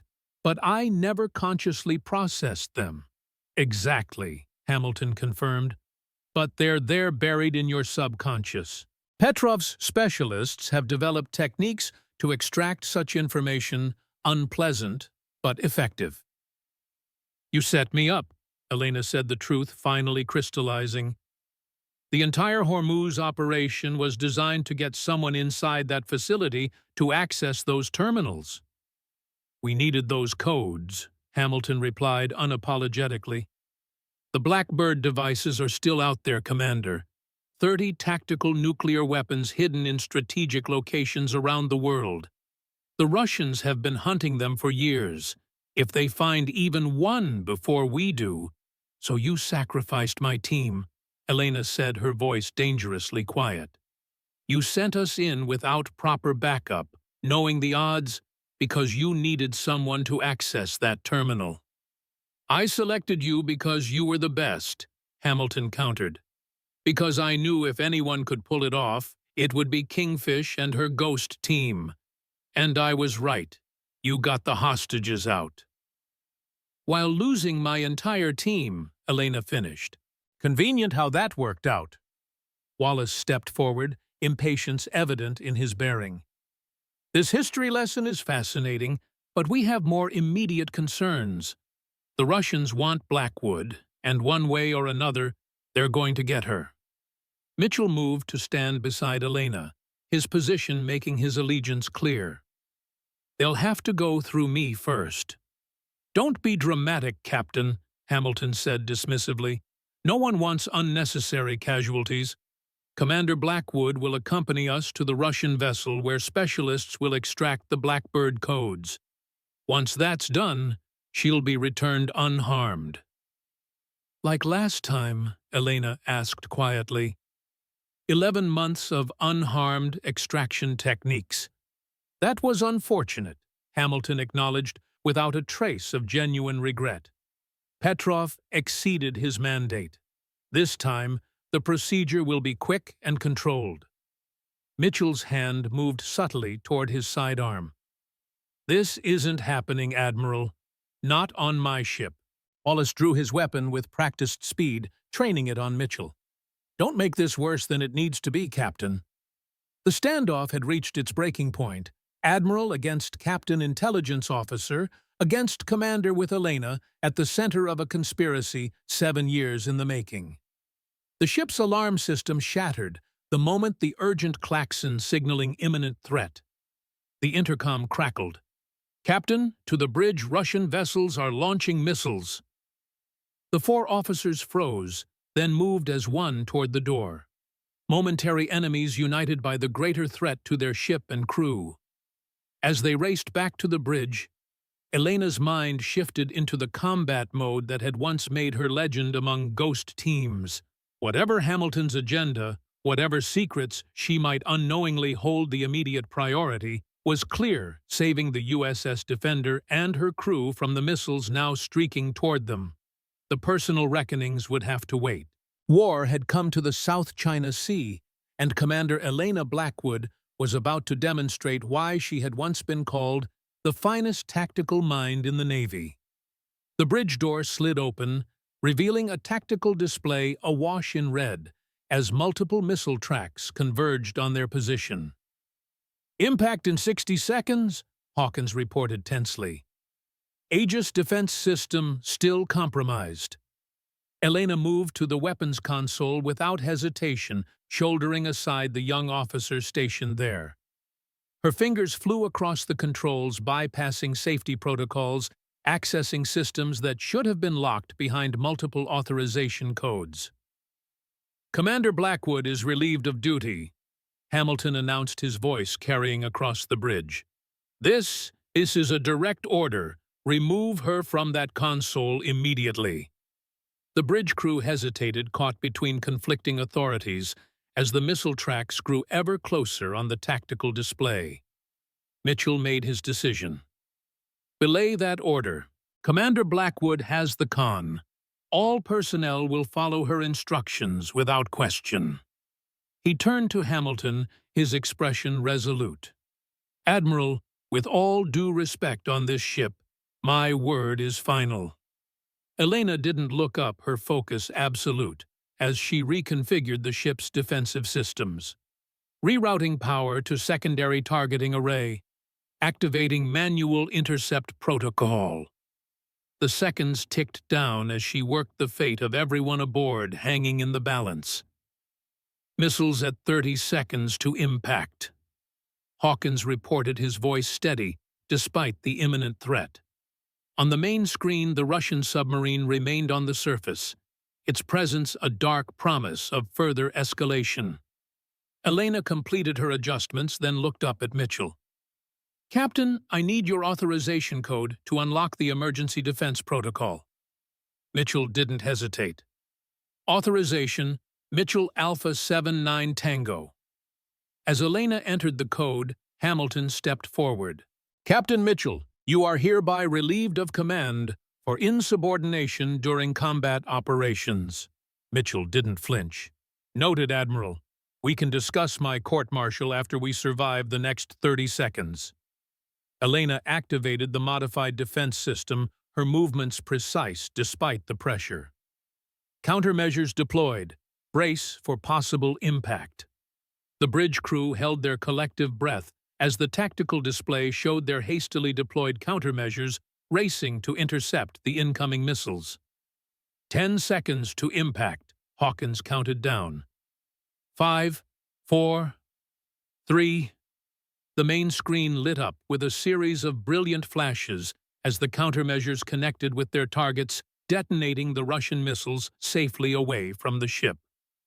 All missiles neutralized. Hawkins confirmed relief evident in his voice. No damage to the vessel. A moment of stunned silence fell over the bridge, broken by Mitchell's steady voice. Maintain battle stations. This isn't over. On the tactical display, the Russian vessels remained in position, neither advancing nor retreating, a silent challenge still to be answered. Elena straightened from the console, turning to face Hamilton and Wallace.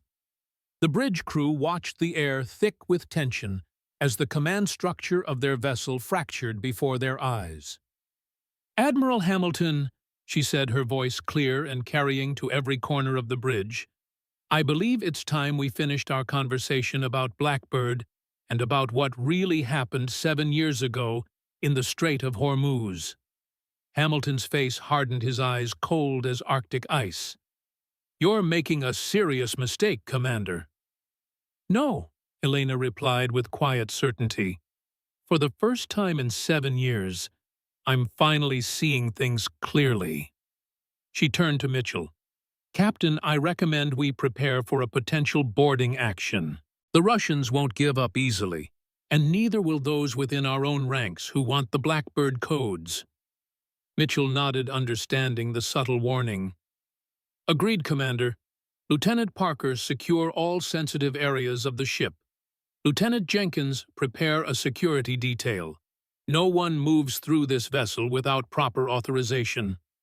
As the officers rushed to comply, Elena returned her attention to the tactical display, studying the Russian vessels with the eyes of someone who had faced them before and survived. "They'll try again," she said quietly to Mitchell. "And next time, they won't use conventional weapons." "What are we facing, Commander?" he asked, equally low. "The weapon Wallace mentioned, the electromagnetic pulse device. It's real, and if they deploy it, we'll lose all electronic systems." Her eyes met his. "And then they'll board us." Mitchell absorbed this information with the calm of a seasoned commander. Recommendation. Elena's mind raced through scenarios, calculating odds and outcomes. "We need to strike first, disable the submarine before they can deploy the EMP weapon." "That would be an act of war," Hamilton interjected, having overheard their conversation. "As opposed to firing missiles at a U.S. warship," Mitchell countered. "I think that line has already been crossed, Admiral." The tactical situation had reached a critical juncture, the USS Defender caught between Russian aggression from without and betrayal from within. And at the center stood Commander Elena Blackwood, a woman who had spent 7 years in the shadows, now thrust back into the light at the moment of greatest danger. The next move would determine not just the fate of the ship and her crew, but potentially the future of a weapon system so secret that nations would kill to control it. Elena met Hamilton's cold stare across the bridge, the weight of 7 years of deception and manipulation crystallizing into a single moment of clarity. "I never forgot what you taught me at the Academy, Admiral," she said, her voice carrying in the hushed bridge. "Always control the battlefield. Never let your enemy dictate the terms of engagement." A flicker of uncertainty crossed Hamilton's face. "And right now," Elena continued, "you're not controlling anything. Not this ship, not the Russians, and certainly not me." She turned back to the tactical display, her mind already formulating the counterstrike that would either save the USS Defender or initiate a conflict with consequences no one could predict.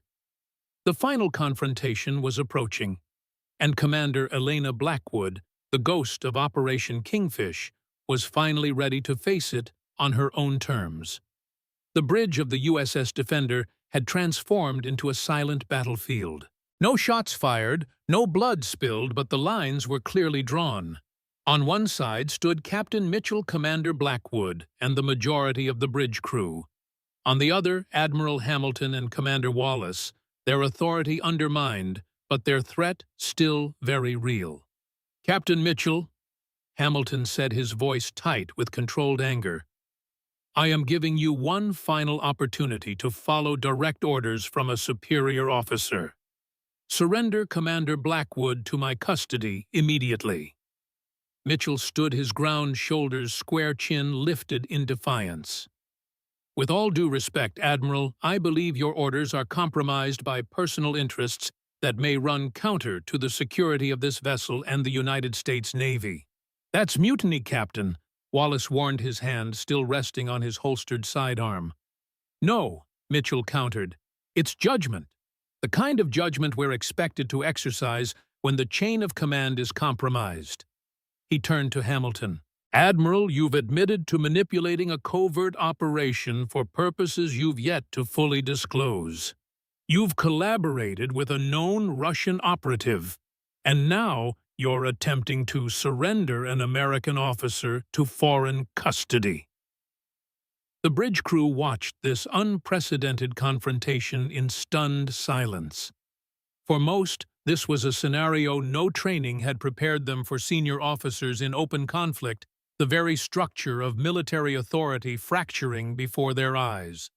Elena stepped forward, her bearing carrying the natural authority that had once made her the most respected Ghost Team commander in the service. "Admiral Hamilton, I think it's time we had that discussion about Blackbird.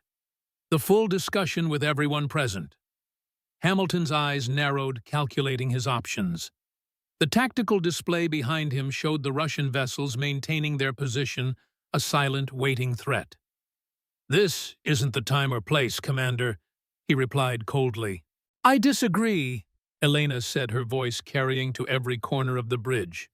"For 7 years I've carried the weight of Operation Kingfish. I've loaded missiles and scrubbed decks while believing I'd sacrificed my career to save 38 innocent lives."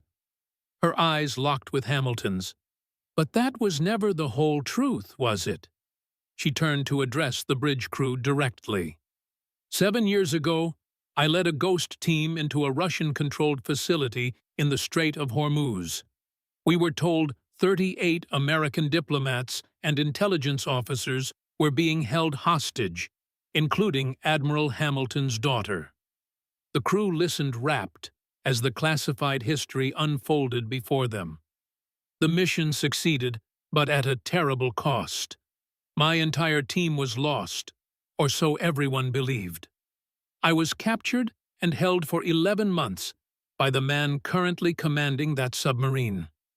She gestured toward the tactical display.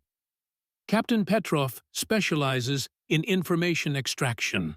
He spent those 11 months trying to get me to reveal what I knew about something called Project Blackbird." Hamilton stepped forward, voice sharp with warning.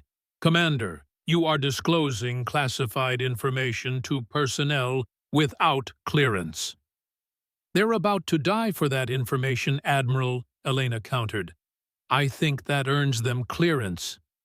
She continued, unflinching. "Project Blackbird was a Cold War program, tactical nuclear devices small enough to be hidden in diplomatic pouches, designed as a doomsday insurance policy. Officially decommissioned in 1991, but apparently not all the weapons were accounted for." The bridge fell silent as the implications sank in. "During the Hormuz extraction, I accessed a terminal to override security protocols. That terminal displayed Blackbird access codes, information I saw but didn't consciously process." Elena's gaze returned to Hamilton.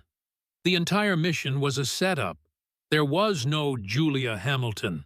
The Admiral manipulated me into leading an unauthorized extraction because he needed someone to access those terminals." Hamilton's composed exterior finally cracked. "You have no idea what you're talking about, Commander. The Blackbird devices are still out there, 30 tactical nuclear weapons hidden around the world. If they fall into the wrong hands—" "Whose hands are the right ones, Admiral?" Elena interrupted. "Yours, the Russians, some shadow division within our own military that operates without oversight or accountability." The ship's communication system suddenly crackled to life. "USS Defender, this is Captain Petrov. I grow impatient. You have 10 minutes to deliver Commander Blackwood, or we will deploy countermeasures that will render your vessel inoperable. Mitchell moved to Elena's side. We need options, Commander. Elena studied the tactical display, mind racing through scenarios with the precision that had once made her legendary. They have an electromagnetic pulse weapon that will disable all our electronic systems. Once we're dead in the water, they'll board us. Can we outrun them? Mitchell asked. Not with a submarine blocking our path, and not without risking open warfare. Elena's eyes narrowed, focusing on the submarine's position. But there's another option. She moved to the tactical station, hands flying across the controls. Lieutenant Hawkins, do we still have drone capability? Yes, Commander. 2 MQ-8C fire scouts are prepped and ready. Launch them. Passive surveillance mode, minimum electronic signature. She turned to Mitchell.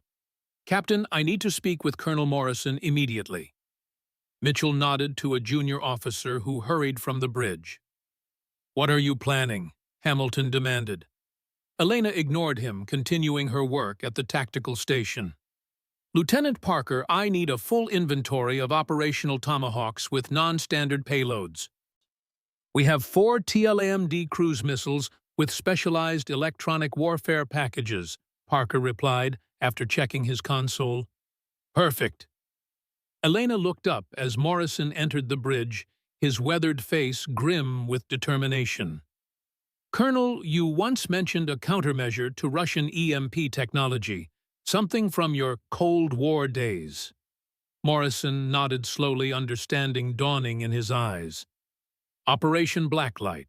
It was a countermeasure developed specifically to neutralize Soviet pulse weapons, a focused electromagnetic shield that could be deployed around critical systems. Is it still viable? Elena asked. In theory. The schematics were classified, but Morrison's eyes flickered briefly to Hamilton. Some of us made contingency plans for technologies that were too dangerous to lose. Elena's lips curved in a grim smile. I need those schematics, Colonel, and I need them now. While Morrison worked with the engineering team to implement the Blacklight countermeasures, Elena continued developing her tactical response. The pieces of a plan were coming together, a plan as audacious as any she had executed in her Ghost Team days. They're expecting us to surrender or fight conventionally, she explained to Mitchell, her voice low as they huddled over the tactical display. We'll do neither. Instead, we'll give them exactly what they want, just not in the way they expect. Mitchell studied her face, seeing the tactical genius that had been hidden beneath the facade of a simple ordnance officer.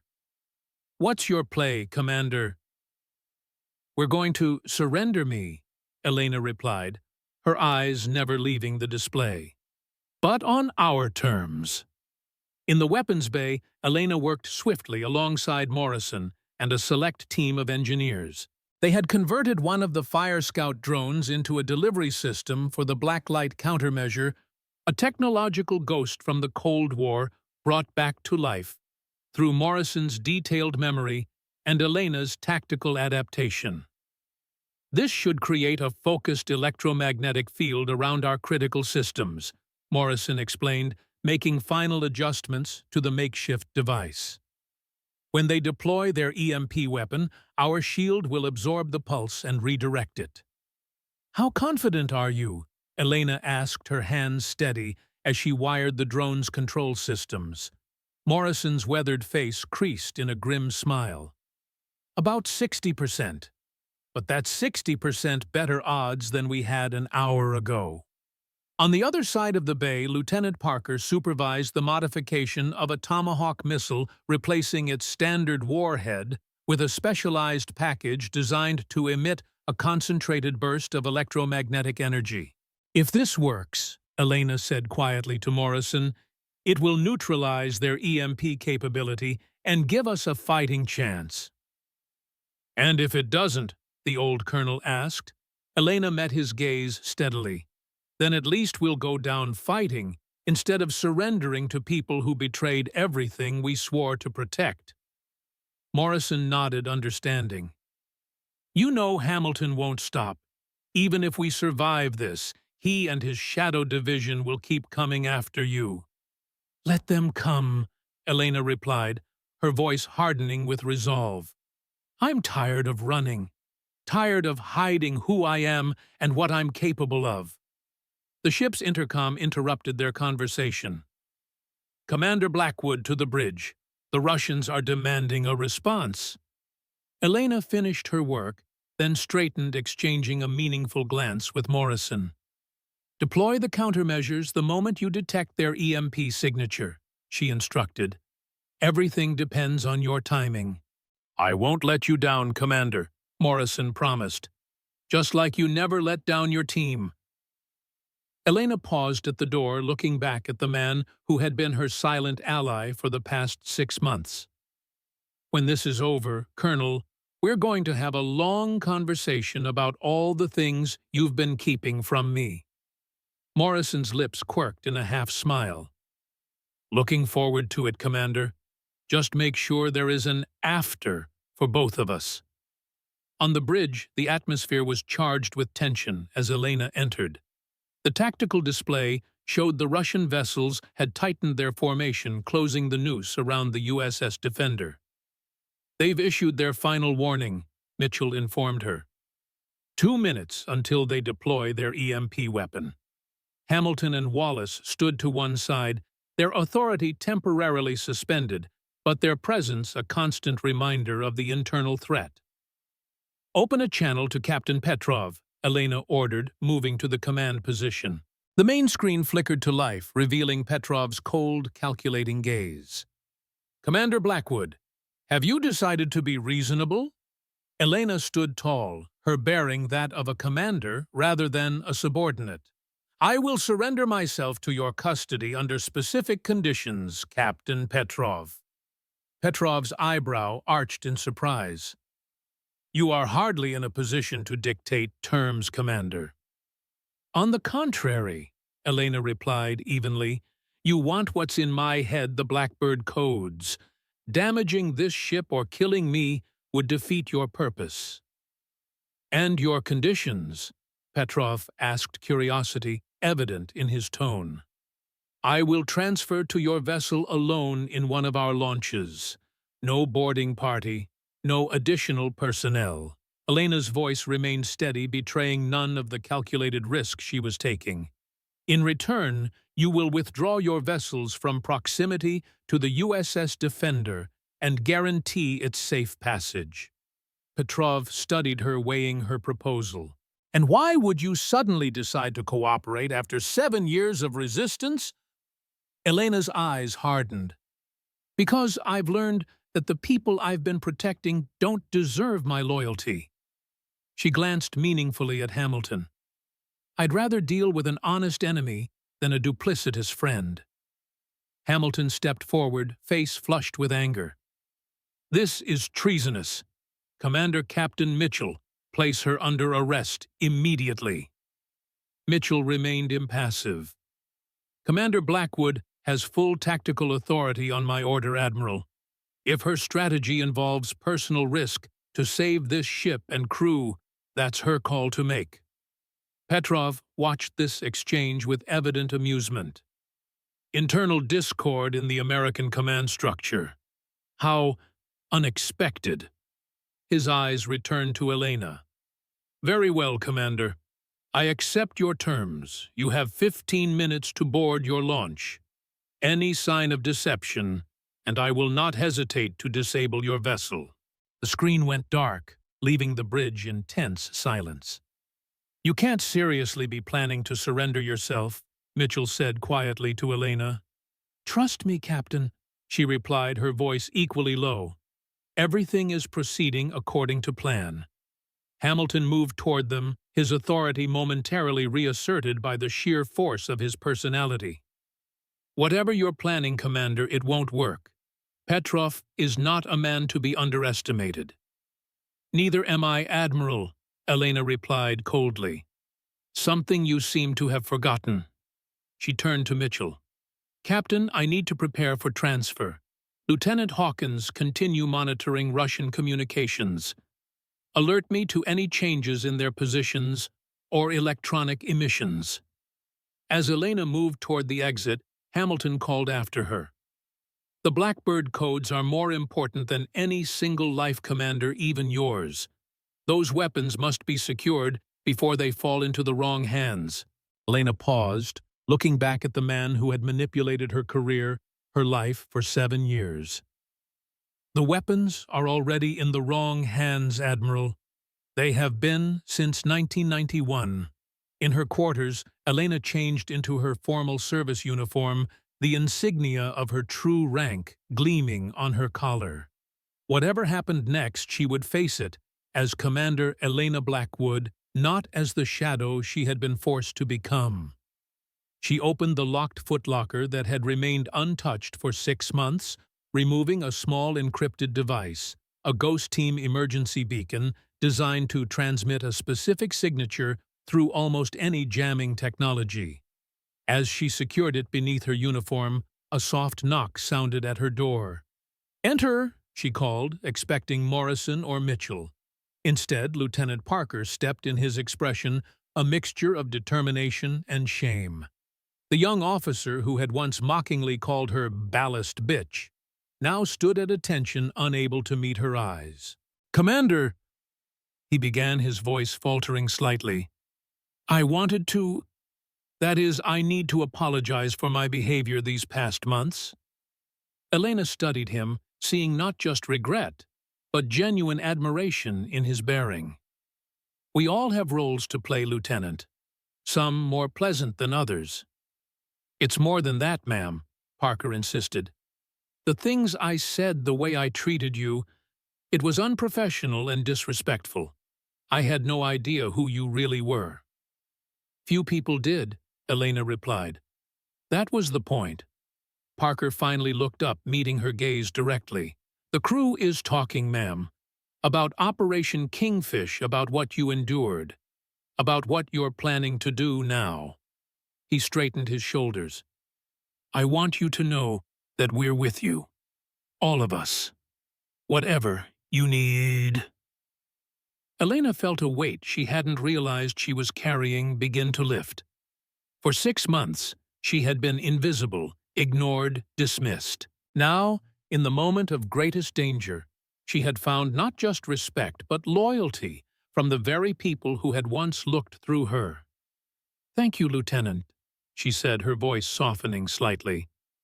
"That means more than you know." Parker nodded, then hesitated. "There's something else, ma'am. Something I think you should know." He lowered his voice. "Commander Wallace has been gathering loyal officers, people who believe Admiral Hamilton's version of events. They're preparing to take control of key systems throughout the ship." Elena absorbed this information with the calm assessment of a battlefield commander. "How many?" "Maybe a dozen," Parker replied, "concentrated in weapons control and communications." "Thank you for the warning, Lieutenant." Elena's mind was already adapting her plans to account for this new threat. "Return to your station and maintain normal operations. But keep an eye on Wallace's people." Parker saluted crisply. "Aye, Commander, and good luck." "Good." After he left, Elena completed her preparations, tucking a small sidearm into an ankle holster, a precaution against the most dire scenarios. She had no illusions about the dangers of what she was about to attempt. Petrov had spent 11 months trying to break her once before. He would not waste this second opportunity. But this time, she was not a prisoner caught by surprise. This time she was Kingfish, and she was bringing the fight to him. The launch bay hummed with tense activity as Elena arrived. Captain Mitchell waited beside the small craft that would transport her to the Russian submarine, his expression grim but resolute. "The fire scout drones are in position," he informed her quietly. "Morrison reports the blacklight countermeasures are ready for deployment." Elena nodded, her focus absolute. and the modified Tomahawk, armed and ready in Tube 3, Mitchell confirmed.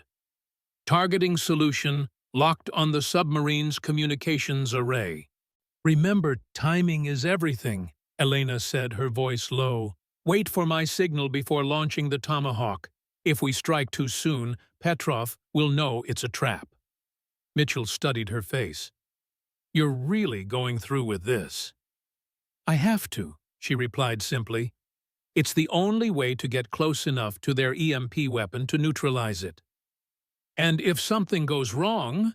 Mitchell asked, the concern evident in his tone. Elena's lips curved in a slight smile.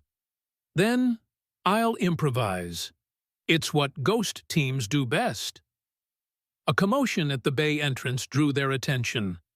Admiral Hamilton approached, flanked by Commander Wallace and 2 armed security officers, Wallace's loyalists, judging by their expressions. Captain Mitchell, Hamilton called, his voice carrying the full weight of his authority. This charade has gone far enough.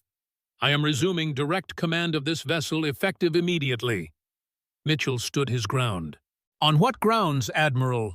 On the grounds that you and Commander Blackwood are compromised, Hamilton replied coldly. Your judgment is impaired by emotional considerations rather than strategic necessity. Wallace stepped forward, hand resting on his sidearm. Stand down, Captain. Don't make this more difficult than it needs to be. The launch bay had become another silent battlefield, the lines of authority and loyalty drawn in invisible but unmistakable lines. Elena assessed the situation with the cool detachment that had kept her alive through countless operations. Hamilton was making his move now before she could implement her plan. If he succeeded in retaking command, everything would be lost. Admiral Hamilton, she said, her voice cutting through the tension, before you take this irrevocable step, there's something you should know about the Blackbird codes. Hamilton's eyes narrowed with suspicion. What about them? I remember them, Elena said simply.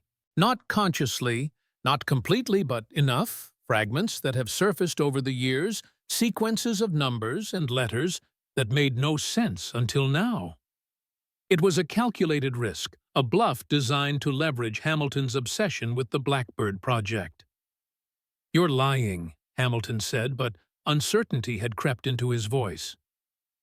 Am I? Elena countered. 11 months of Petrov's interrogation techniques had an unexpected side effect. Memory fragments, flashbacks, pieces of information rising to the surface under extreme stress. She paused deliberately. Like the stress of this moment. Hamilton studied her, weighing her claim against his desperate need for those codes. What are you proposing, Commander? Let me proceed with the transfer to Petrov's vessel, Elena replied.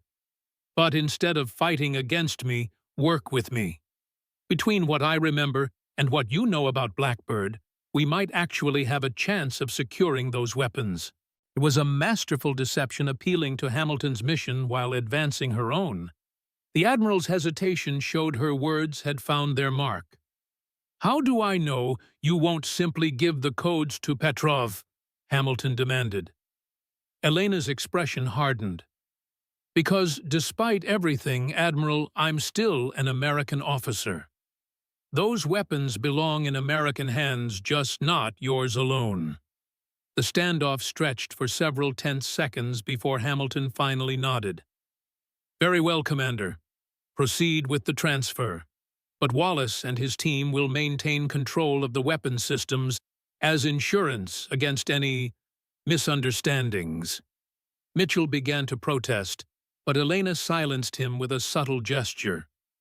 Agreed, Admiral, but Captain Mitchell retains command of the vessel itself. It was a compromise that gave her what she needed most, the opportunity to proceed with her plan. Hamilton nodded curtly. Be aware, Commander, that if you attempt to betray us, Wallace has authorization to use whatever force is necessary. I would expect nothing less, Elena replied, her voice steady despite the implicit threat. As Hamilton and Wallace withdrew with their security detail, Mitchell turned to Elena, concern evident in his expression. "You don't actually remember those codes, do you?"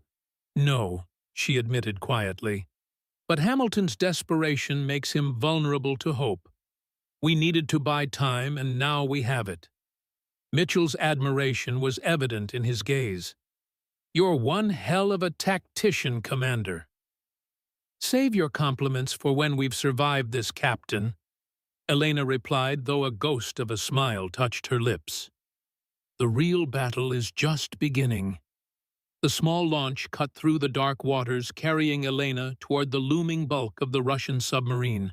She sat alone at the controls, her mind focused on the complex sequence of events that would need to unfold with perfect timing if her plan was to succeed. Above, the modified Fire Scout drones maintained their patrol pattern, virtually invisible against the night sky. Beneath her uniform, the Ghost Team beacon emitted its silent signature, a signal that would activate the moment it detected the specific electromagnetic frequency of Petrov's EMP weapon. As the launch approached the submarine, a hatch opened in its massive hull. Two Russian sailors appeared, gesturing for her to bring the craft alongside a small boarding platform. Elena maneuvered with deliberate precision, bringing the launch to a perfect stop beside the submarine. The moment of truth had arrived. She stepped from the launch onto the platform, immediately flanked by armed Russian sailors who escorted her into the belly of the vessel. The hatch sealed behind her with ominous finality. Inside the submarine's interior was a maze of narrow corridors and cramped compartments, filled with the distinctive sounds and smells of a vessel designed for stealth rather than comfort. The sailors led her to what appeared to be a command briefing room where Captain Petrov waited. He stood as she entered, a thin smile playing across his scarred face. "Commander Blackwood, how unexpected to have you as my guest, rather than my prisoner this time." Elena met his gaze without flinching. "Let's dispense with the pleasantries, Captain. We both know why I'm here." Petrov gestured to a chair across from him. "Please sit.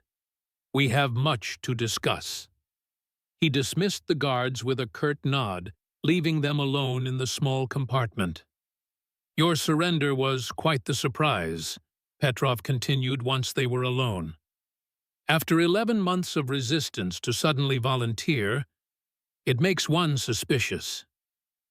"Circumstances change," Elena replied evenly. "So do allegiances." "Ah, yes. Your Admiral Hamilton." Petrov's smile widened slightly. "A most pragmatic man, wouldn't you agree?" Elena maintained her composed exterior, while her mind remained hyper-alert, counting down the minutes, analyzing every detail of her surroundings. The submarine's systems, the positioning of guards, the most likely location of the EMP weapon. "Hamilton has his own agenda," she said carefully, "one that no longer aligns with mine." "And what is your agenda, Commander?" Petrov asked, genuine curiosity in his voice. Elena met his gaze directly. "Survival, justice, perhaps a bit of vengeance." Petrov laughed, a surprisingly genuine sound. "You Americans always so dramatic.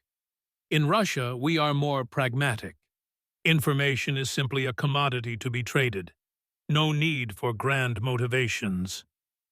"Is that what I am to you? A commodity?" Elena asked. "A valuable one," Petrov confirmed. "The information in your mind, the Blackbird access codes, is worth more than gold in certain markets." "And who exactly is your market captain?" Elena pressed, fishing for confirmation of what Morrison had told her. "Because I don't think you're working for the Russian government any more than Hamilton is working for the American one." Petrov studied her with newfound respect. "You've become more perceptive since our last encounter, Commander. You're right, of course. National allegiances are so limiting. There are private interests with far greater resources and fewer bureaucratic constraints."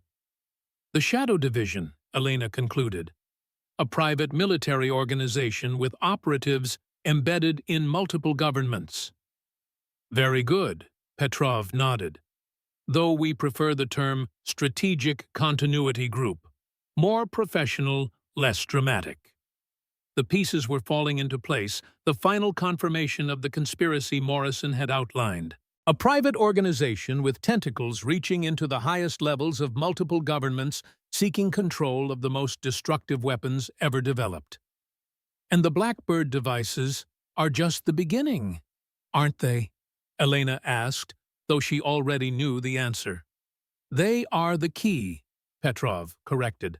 Cold War relics, yes, but with access codes that unlock something far more valuable: control protocols for next-generation autonomous weapons systems.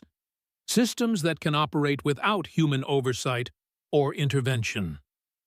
Elena kept him talking each second, bringing her closer to the moment when her plan would activate. And Hamilton, what's his role in all this? Insurance, Petrov replied simply. A highly placed American admiral provides certain protections, just as I provide access to Russian military assets when needed.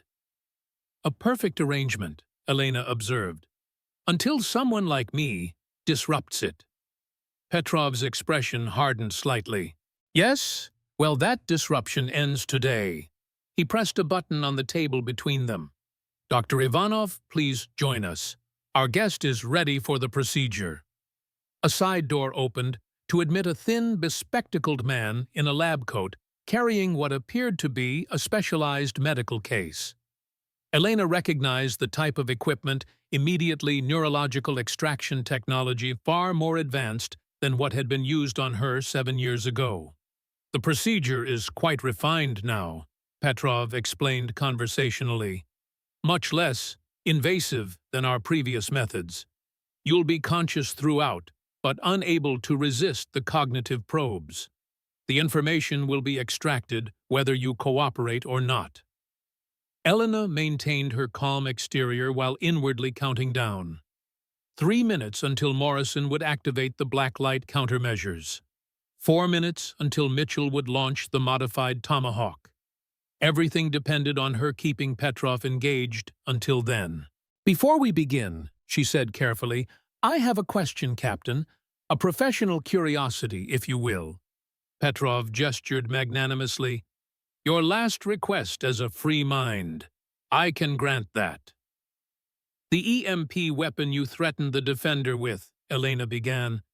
Is it the Svarog 7 prototype, the one developed by the GRU's Special Technologies Division? Surprise flickered across Petrov's face before he could suppress it. You are well informed, Commander. Yes, the Svarog 7, capable of disabling all electronic systems within a half-kilometer radius without causing physical damage. Quite the technological marvel. And where is it deployed?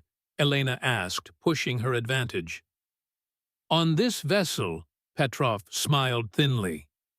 Nice try, Commander, but its location is not something you need to know for our procedure.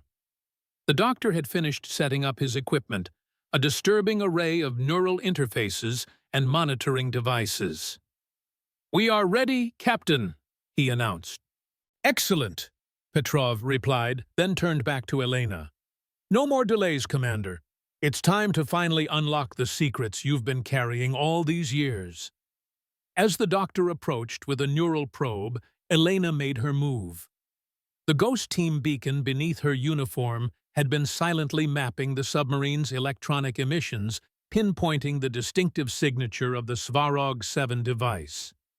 With practiced precision, she activated the beacon's secondary function, a focused electromagnetic pulse designed to trigger the blacklight countermeasures aboard the USS Defender. The effect was immediate. Alarms blared throughout the submarine as its sensors detected the pulse. Petrov's eyes widened in sudden understanding. What have you done? He demanded, reaching for a communication panel. Created a distraction, Elena replied, moving with the fluid speed that had once made her ghost team legendary. Before either Petrov or the doctor could react, she had flipped the heavy table between them, sending equipment crashing to the floor. In the same motion, she retrieved the sidearm from her ankle holster, leveling it at Petrov. "Don't move, Captain," she ordered, her voice deadly calm. "Your EMP weapon has been neutralized, and a modified Tomahawk is currently locked onto this vessel's communication array." Petrov's composure cracked fury, replacing his usual calculated demeanor. "You're bluffing. No one could neutralize the Svarog 7 that quickly." "Colonel Morrison sends his regards," Elena replied. "He always was fond of Cold War countermeasures." Understanding dawned in Petrov's eyes. "Black light," he whispered. "That program was terminated decades ago." "Much like Blackbird," Elena countered. "Yet here we are." The submarine shuddered as something impacted nearby, the modified Tomahawk striking its target with pinpoint precision. The lights flickered, then stabilized as backup systems engaged. "Your communication array has been disabled," Elena informed him. "You can no longer coordinate with your surface vessels or transmit the activation signal for the Svarog 7. Petrov's hand inched toward a concealed weapon, but Elena's aim never wavered. "I wouldn't, Captain. Unlike you, I don't need anyone conscious for extraction procedures." The door burst open as armed sailors responded to the alarm's weapons raised. Elena had anticipated this moment, positioning herself with her back to a bulkhead Petrov's body between her and the new threat. "Stand down," Petrov ordered his men, recognizing the precariousness of his position. "The commander and I are still negotiating." The sailors hesitated, weapons still raised but not advancing. "Here's the negotiation," Elena said, her voice carrying the unmistakable authority of command. "You will surface this vessel immediately and withdraw from proximity to the USS Defender. Your surface vessels will also withdraw to international waters." "And why would I agree to these terms?" Petrov asked, though the calculation in his eyes suggested he was already weighing his options. "Because I've just transmitted the location of this submarine and details of your strategic continuity group to 3 separate intelligence agencies," Elena replied. "If anything happens to me or the Defender, that information goes public, including your private clients, financial backers, and operational protocols." It was another calculated bluff, but one supported by the evidence of the Tomahawk strike and disabled communications. Petrov would have no way to verify whether she was telling the truth. The Russian captain's eyes narrowed as he assessed her claim. "You always were a formidable opponent, Commander." "Not an opponent, Captain," Elena corrected. "A survivor. Something you taught me to be during those 11 months." A tense silence filled the compartment as Petrov calculated his options. Finally, he nodded. "Very well, Commander. We will withdraw for now. But this game is far from over." "It's not a game," Elena replied coldly. "And the next time you come after me, or my people, I won't be as merciful." Aboard the USS Defender, the bridge erupted into controlled chaos as the Russian submarine's massive hull broke the surface less than 500 meters from their position. "The Tomahawk struck its target," Hawkins reported from the tactical station. "Communications array disabled. Their surface vessels are breaking formation." Mitchell watched the tactical display with tense anticipation. "Any sign of Commander Blackwood?" "Negative, sir," Hawkins replied. "No communications from the launch or the submarine." Hamilton and Wallace had returned to the bridge, their attempt to seize control of the weapons systems thwarted by Parker and a group of loyal officers. "You've just initiated an act of war, Captain," Hamilton warned, "firing on a Russian vessel in international waters." "After they fired on us," Mitchell countered, "and technically, Commander Blackwood initiated it. Take it up with her if we get her back." The tactical display updated as the submarine's forward hatch opened. A small figure emerged onto the conning tower, a solitary figure in a naval uniform.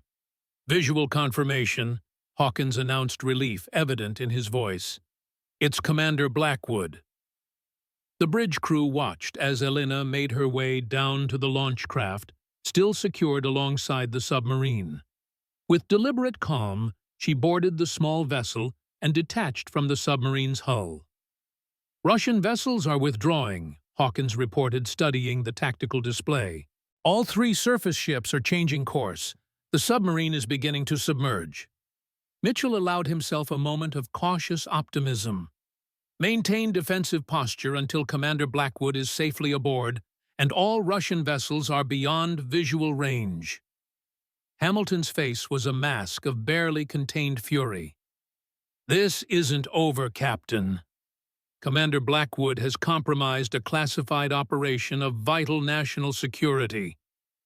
No, Admiral, Mitchell replied evenly.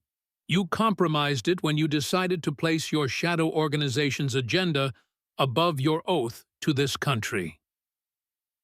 The launch approached the USS Defender Elena's solitary figure visible at the controls. As the small craft docked with the destroyer, Mitchell ordered a security detail to escort her safely to the bridge, not as a precaution against her, but as protection from Hamilton and Wallace's remaining loyalists. When Elena finally stepped onto the bridge, the crew rose in spontaneous respect. The woman who had loaded missiles in obscurity for 6 months had returned as the commander she had always been, her bearing regal, her authority unquestioned. Mission accomplished, Captain, she reported formally.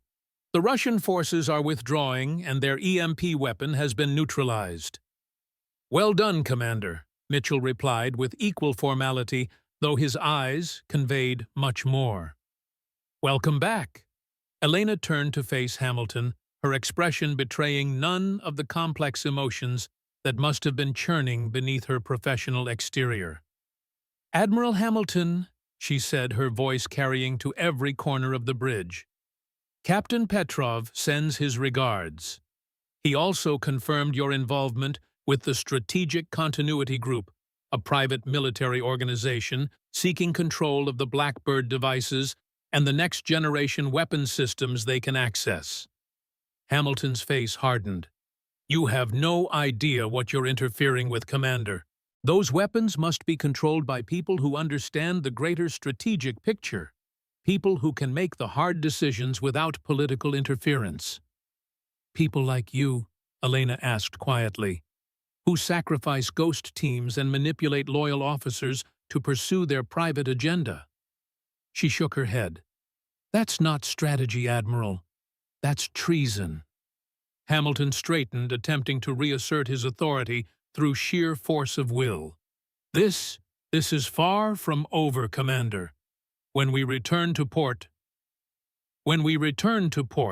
Elena interrupted, you will face a board of inquiry regarding your unauthorized manipulation of Operation Kingfish, your collaboration with foreign operatives, and your involvement with a shadow organization operating outside the chain of command. She turned to Mitchell. Captain, I recommend that Admiral Hamilton and Commander Wallace be confined to quarters under guard until we can transfer them to appropriate authorities. Mitchell nodded. I concur, Commander. He gestured to the security detail. Escort the Admiral and Commander Wallace to secured quarters. Post guards at all times.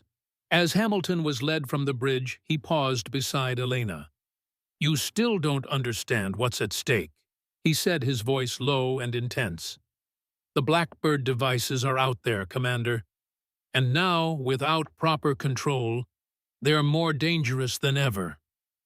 They were always dangerous, Elena replied, especially in the hands of people who believe they're above the law. After Hamilton and Wallace had been removed, Mitchell turned to Elena. What really happened on that submarine, Commander? Elena's expression softened slightly. Let's just say Captain Petrov and I reached an understanding. He now knows the cost of coming after me or this ship again." Morrison, who had joined them on the bridge, nodded with approval. The Ghost Commander strikes again. Elena looked around at the bridge crew men and women who had ignored her for months, now watching her with undisguised respect and admiration. The transformation was complete from shadow to commander, from invisible to essential. "Captain," she said, turning back to Mitchell, "request permission to resume duties as Tactical Executive Officer." Mitchell smiled. "Permission granted, Commander, though I think we might need to make that position permanent when we return to port." "One step at a time, Captain," Elena replied, though for the first time in 7 years a genuine smile touched her lips. "We still have a ship to run." 2 weeks later, the USS Defender docked at Naval Station Norfolk, its return marked by an unusual reception committee, senior officers from Naval Intelligence, the Joint Chiefs, and even a representative from the Secretary of Defense. The debriefings had been intense and exhaustive. Elena had spent days recounting every detail of Operation Kingfish, her captivity, and the recent confrontation with Petrov's forces. Hamilton and Wallace had been transferred to secure facilities pending investigations that would likely span years and reach into the highest levels of military command. On her final day aboard, Elena stood on the observation deck watching the activities of the busy port. The weight of the past 7 years seemed to have lifted from her shoulders, replaced by a quiet determination to face whatever came next. Morrison found her there, approaching with the relaxed confidence of someone who had seen too much to be intimidated by uncertainty. "The Joint Chiefs have reviewed your case," he informed her without preamble. "Operation Kingfish has been officially reclassified as a successful extraction under hostile conditions. Your actions have been deemed in keeping with the highest traditions of naval service." Elena's expression remained carefully neutral. "And my team, the operators who died because of Hamilton's manipulation." "Posthumous commendations," Morrison replied. "Their families will be notified of their heroism, though the details will remain classified." "Better than nothing," Elena acknowledged. "And Hamilton," Morrison's weathered face hardened, "cooperating after a fashion. His testimony has already led to the identification of 3 other members of the Strategic Continuity Group within Naval Command. But the organization is vast, embedded in multiple governments, private corporations, intelligence agencies." "And the Blackbird devices?" Elena asked the question that had driven so much of the past 7 years. "Still out there," Morrison admitted, "but now we know who's looking for them and why. That gives us an advantage we didn't have before." Elena nodded, absorbing this information with the tactical assessment that had become second nature. "What happens now, Colonel, to me, I mean?" Morrison smiled slightly. "That depends on you, Commander. There's a ghost team being assembled, elite operators, tasked with tracking down the remaining Blackbird devices before the Strategic Continuity Group can find them. And they need a commander," Elena concluded. "They need Kingfish," Morrison corrected.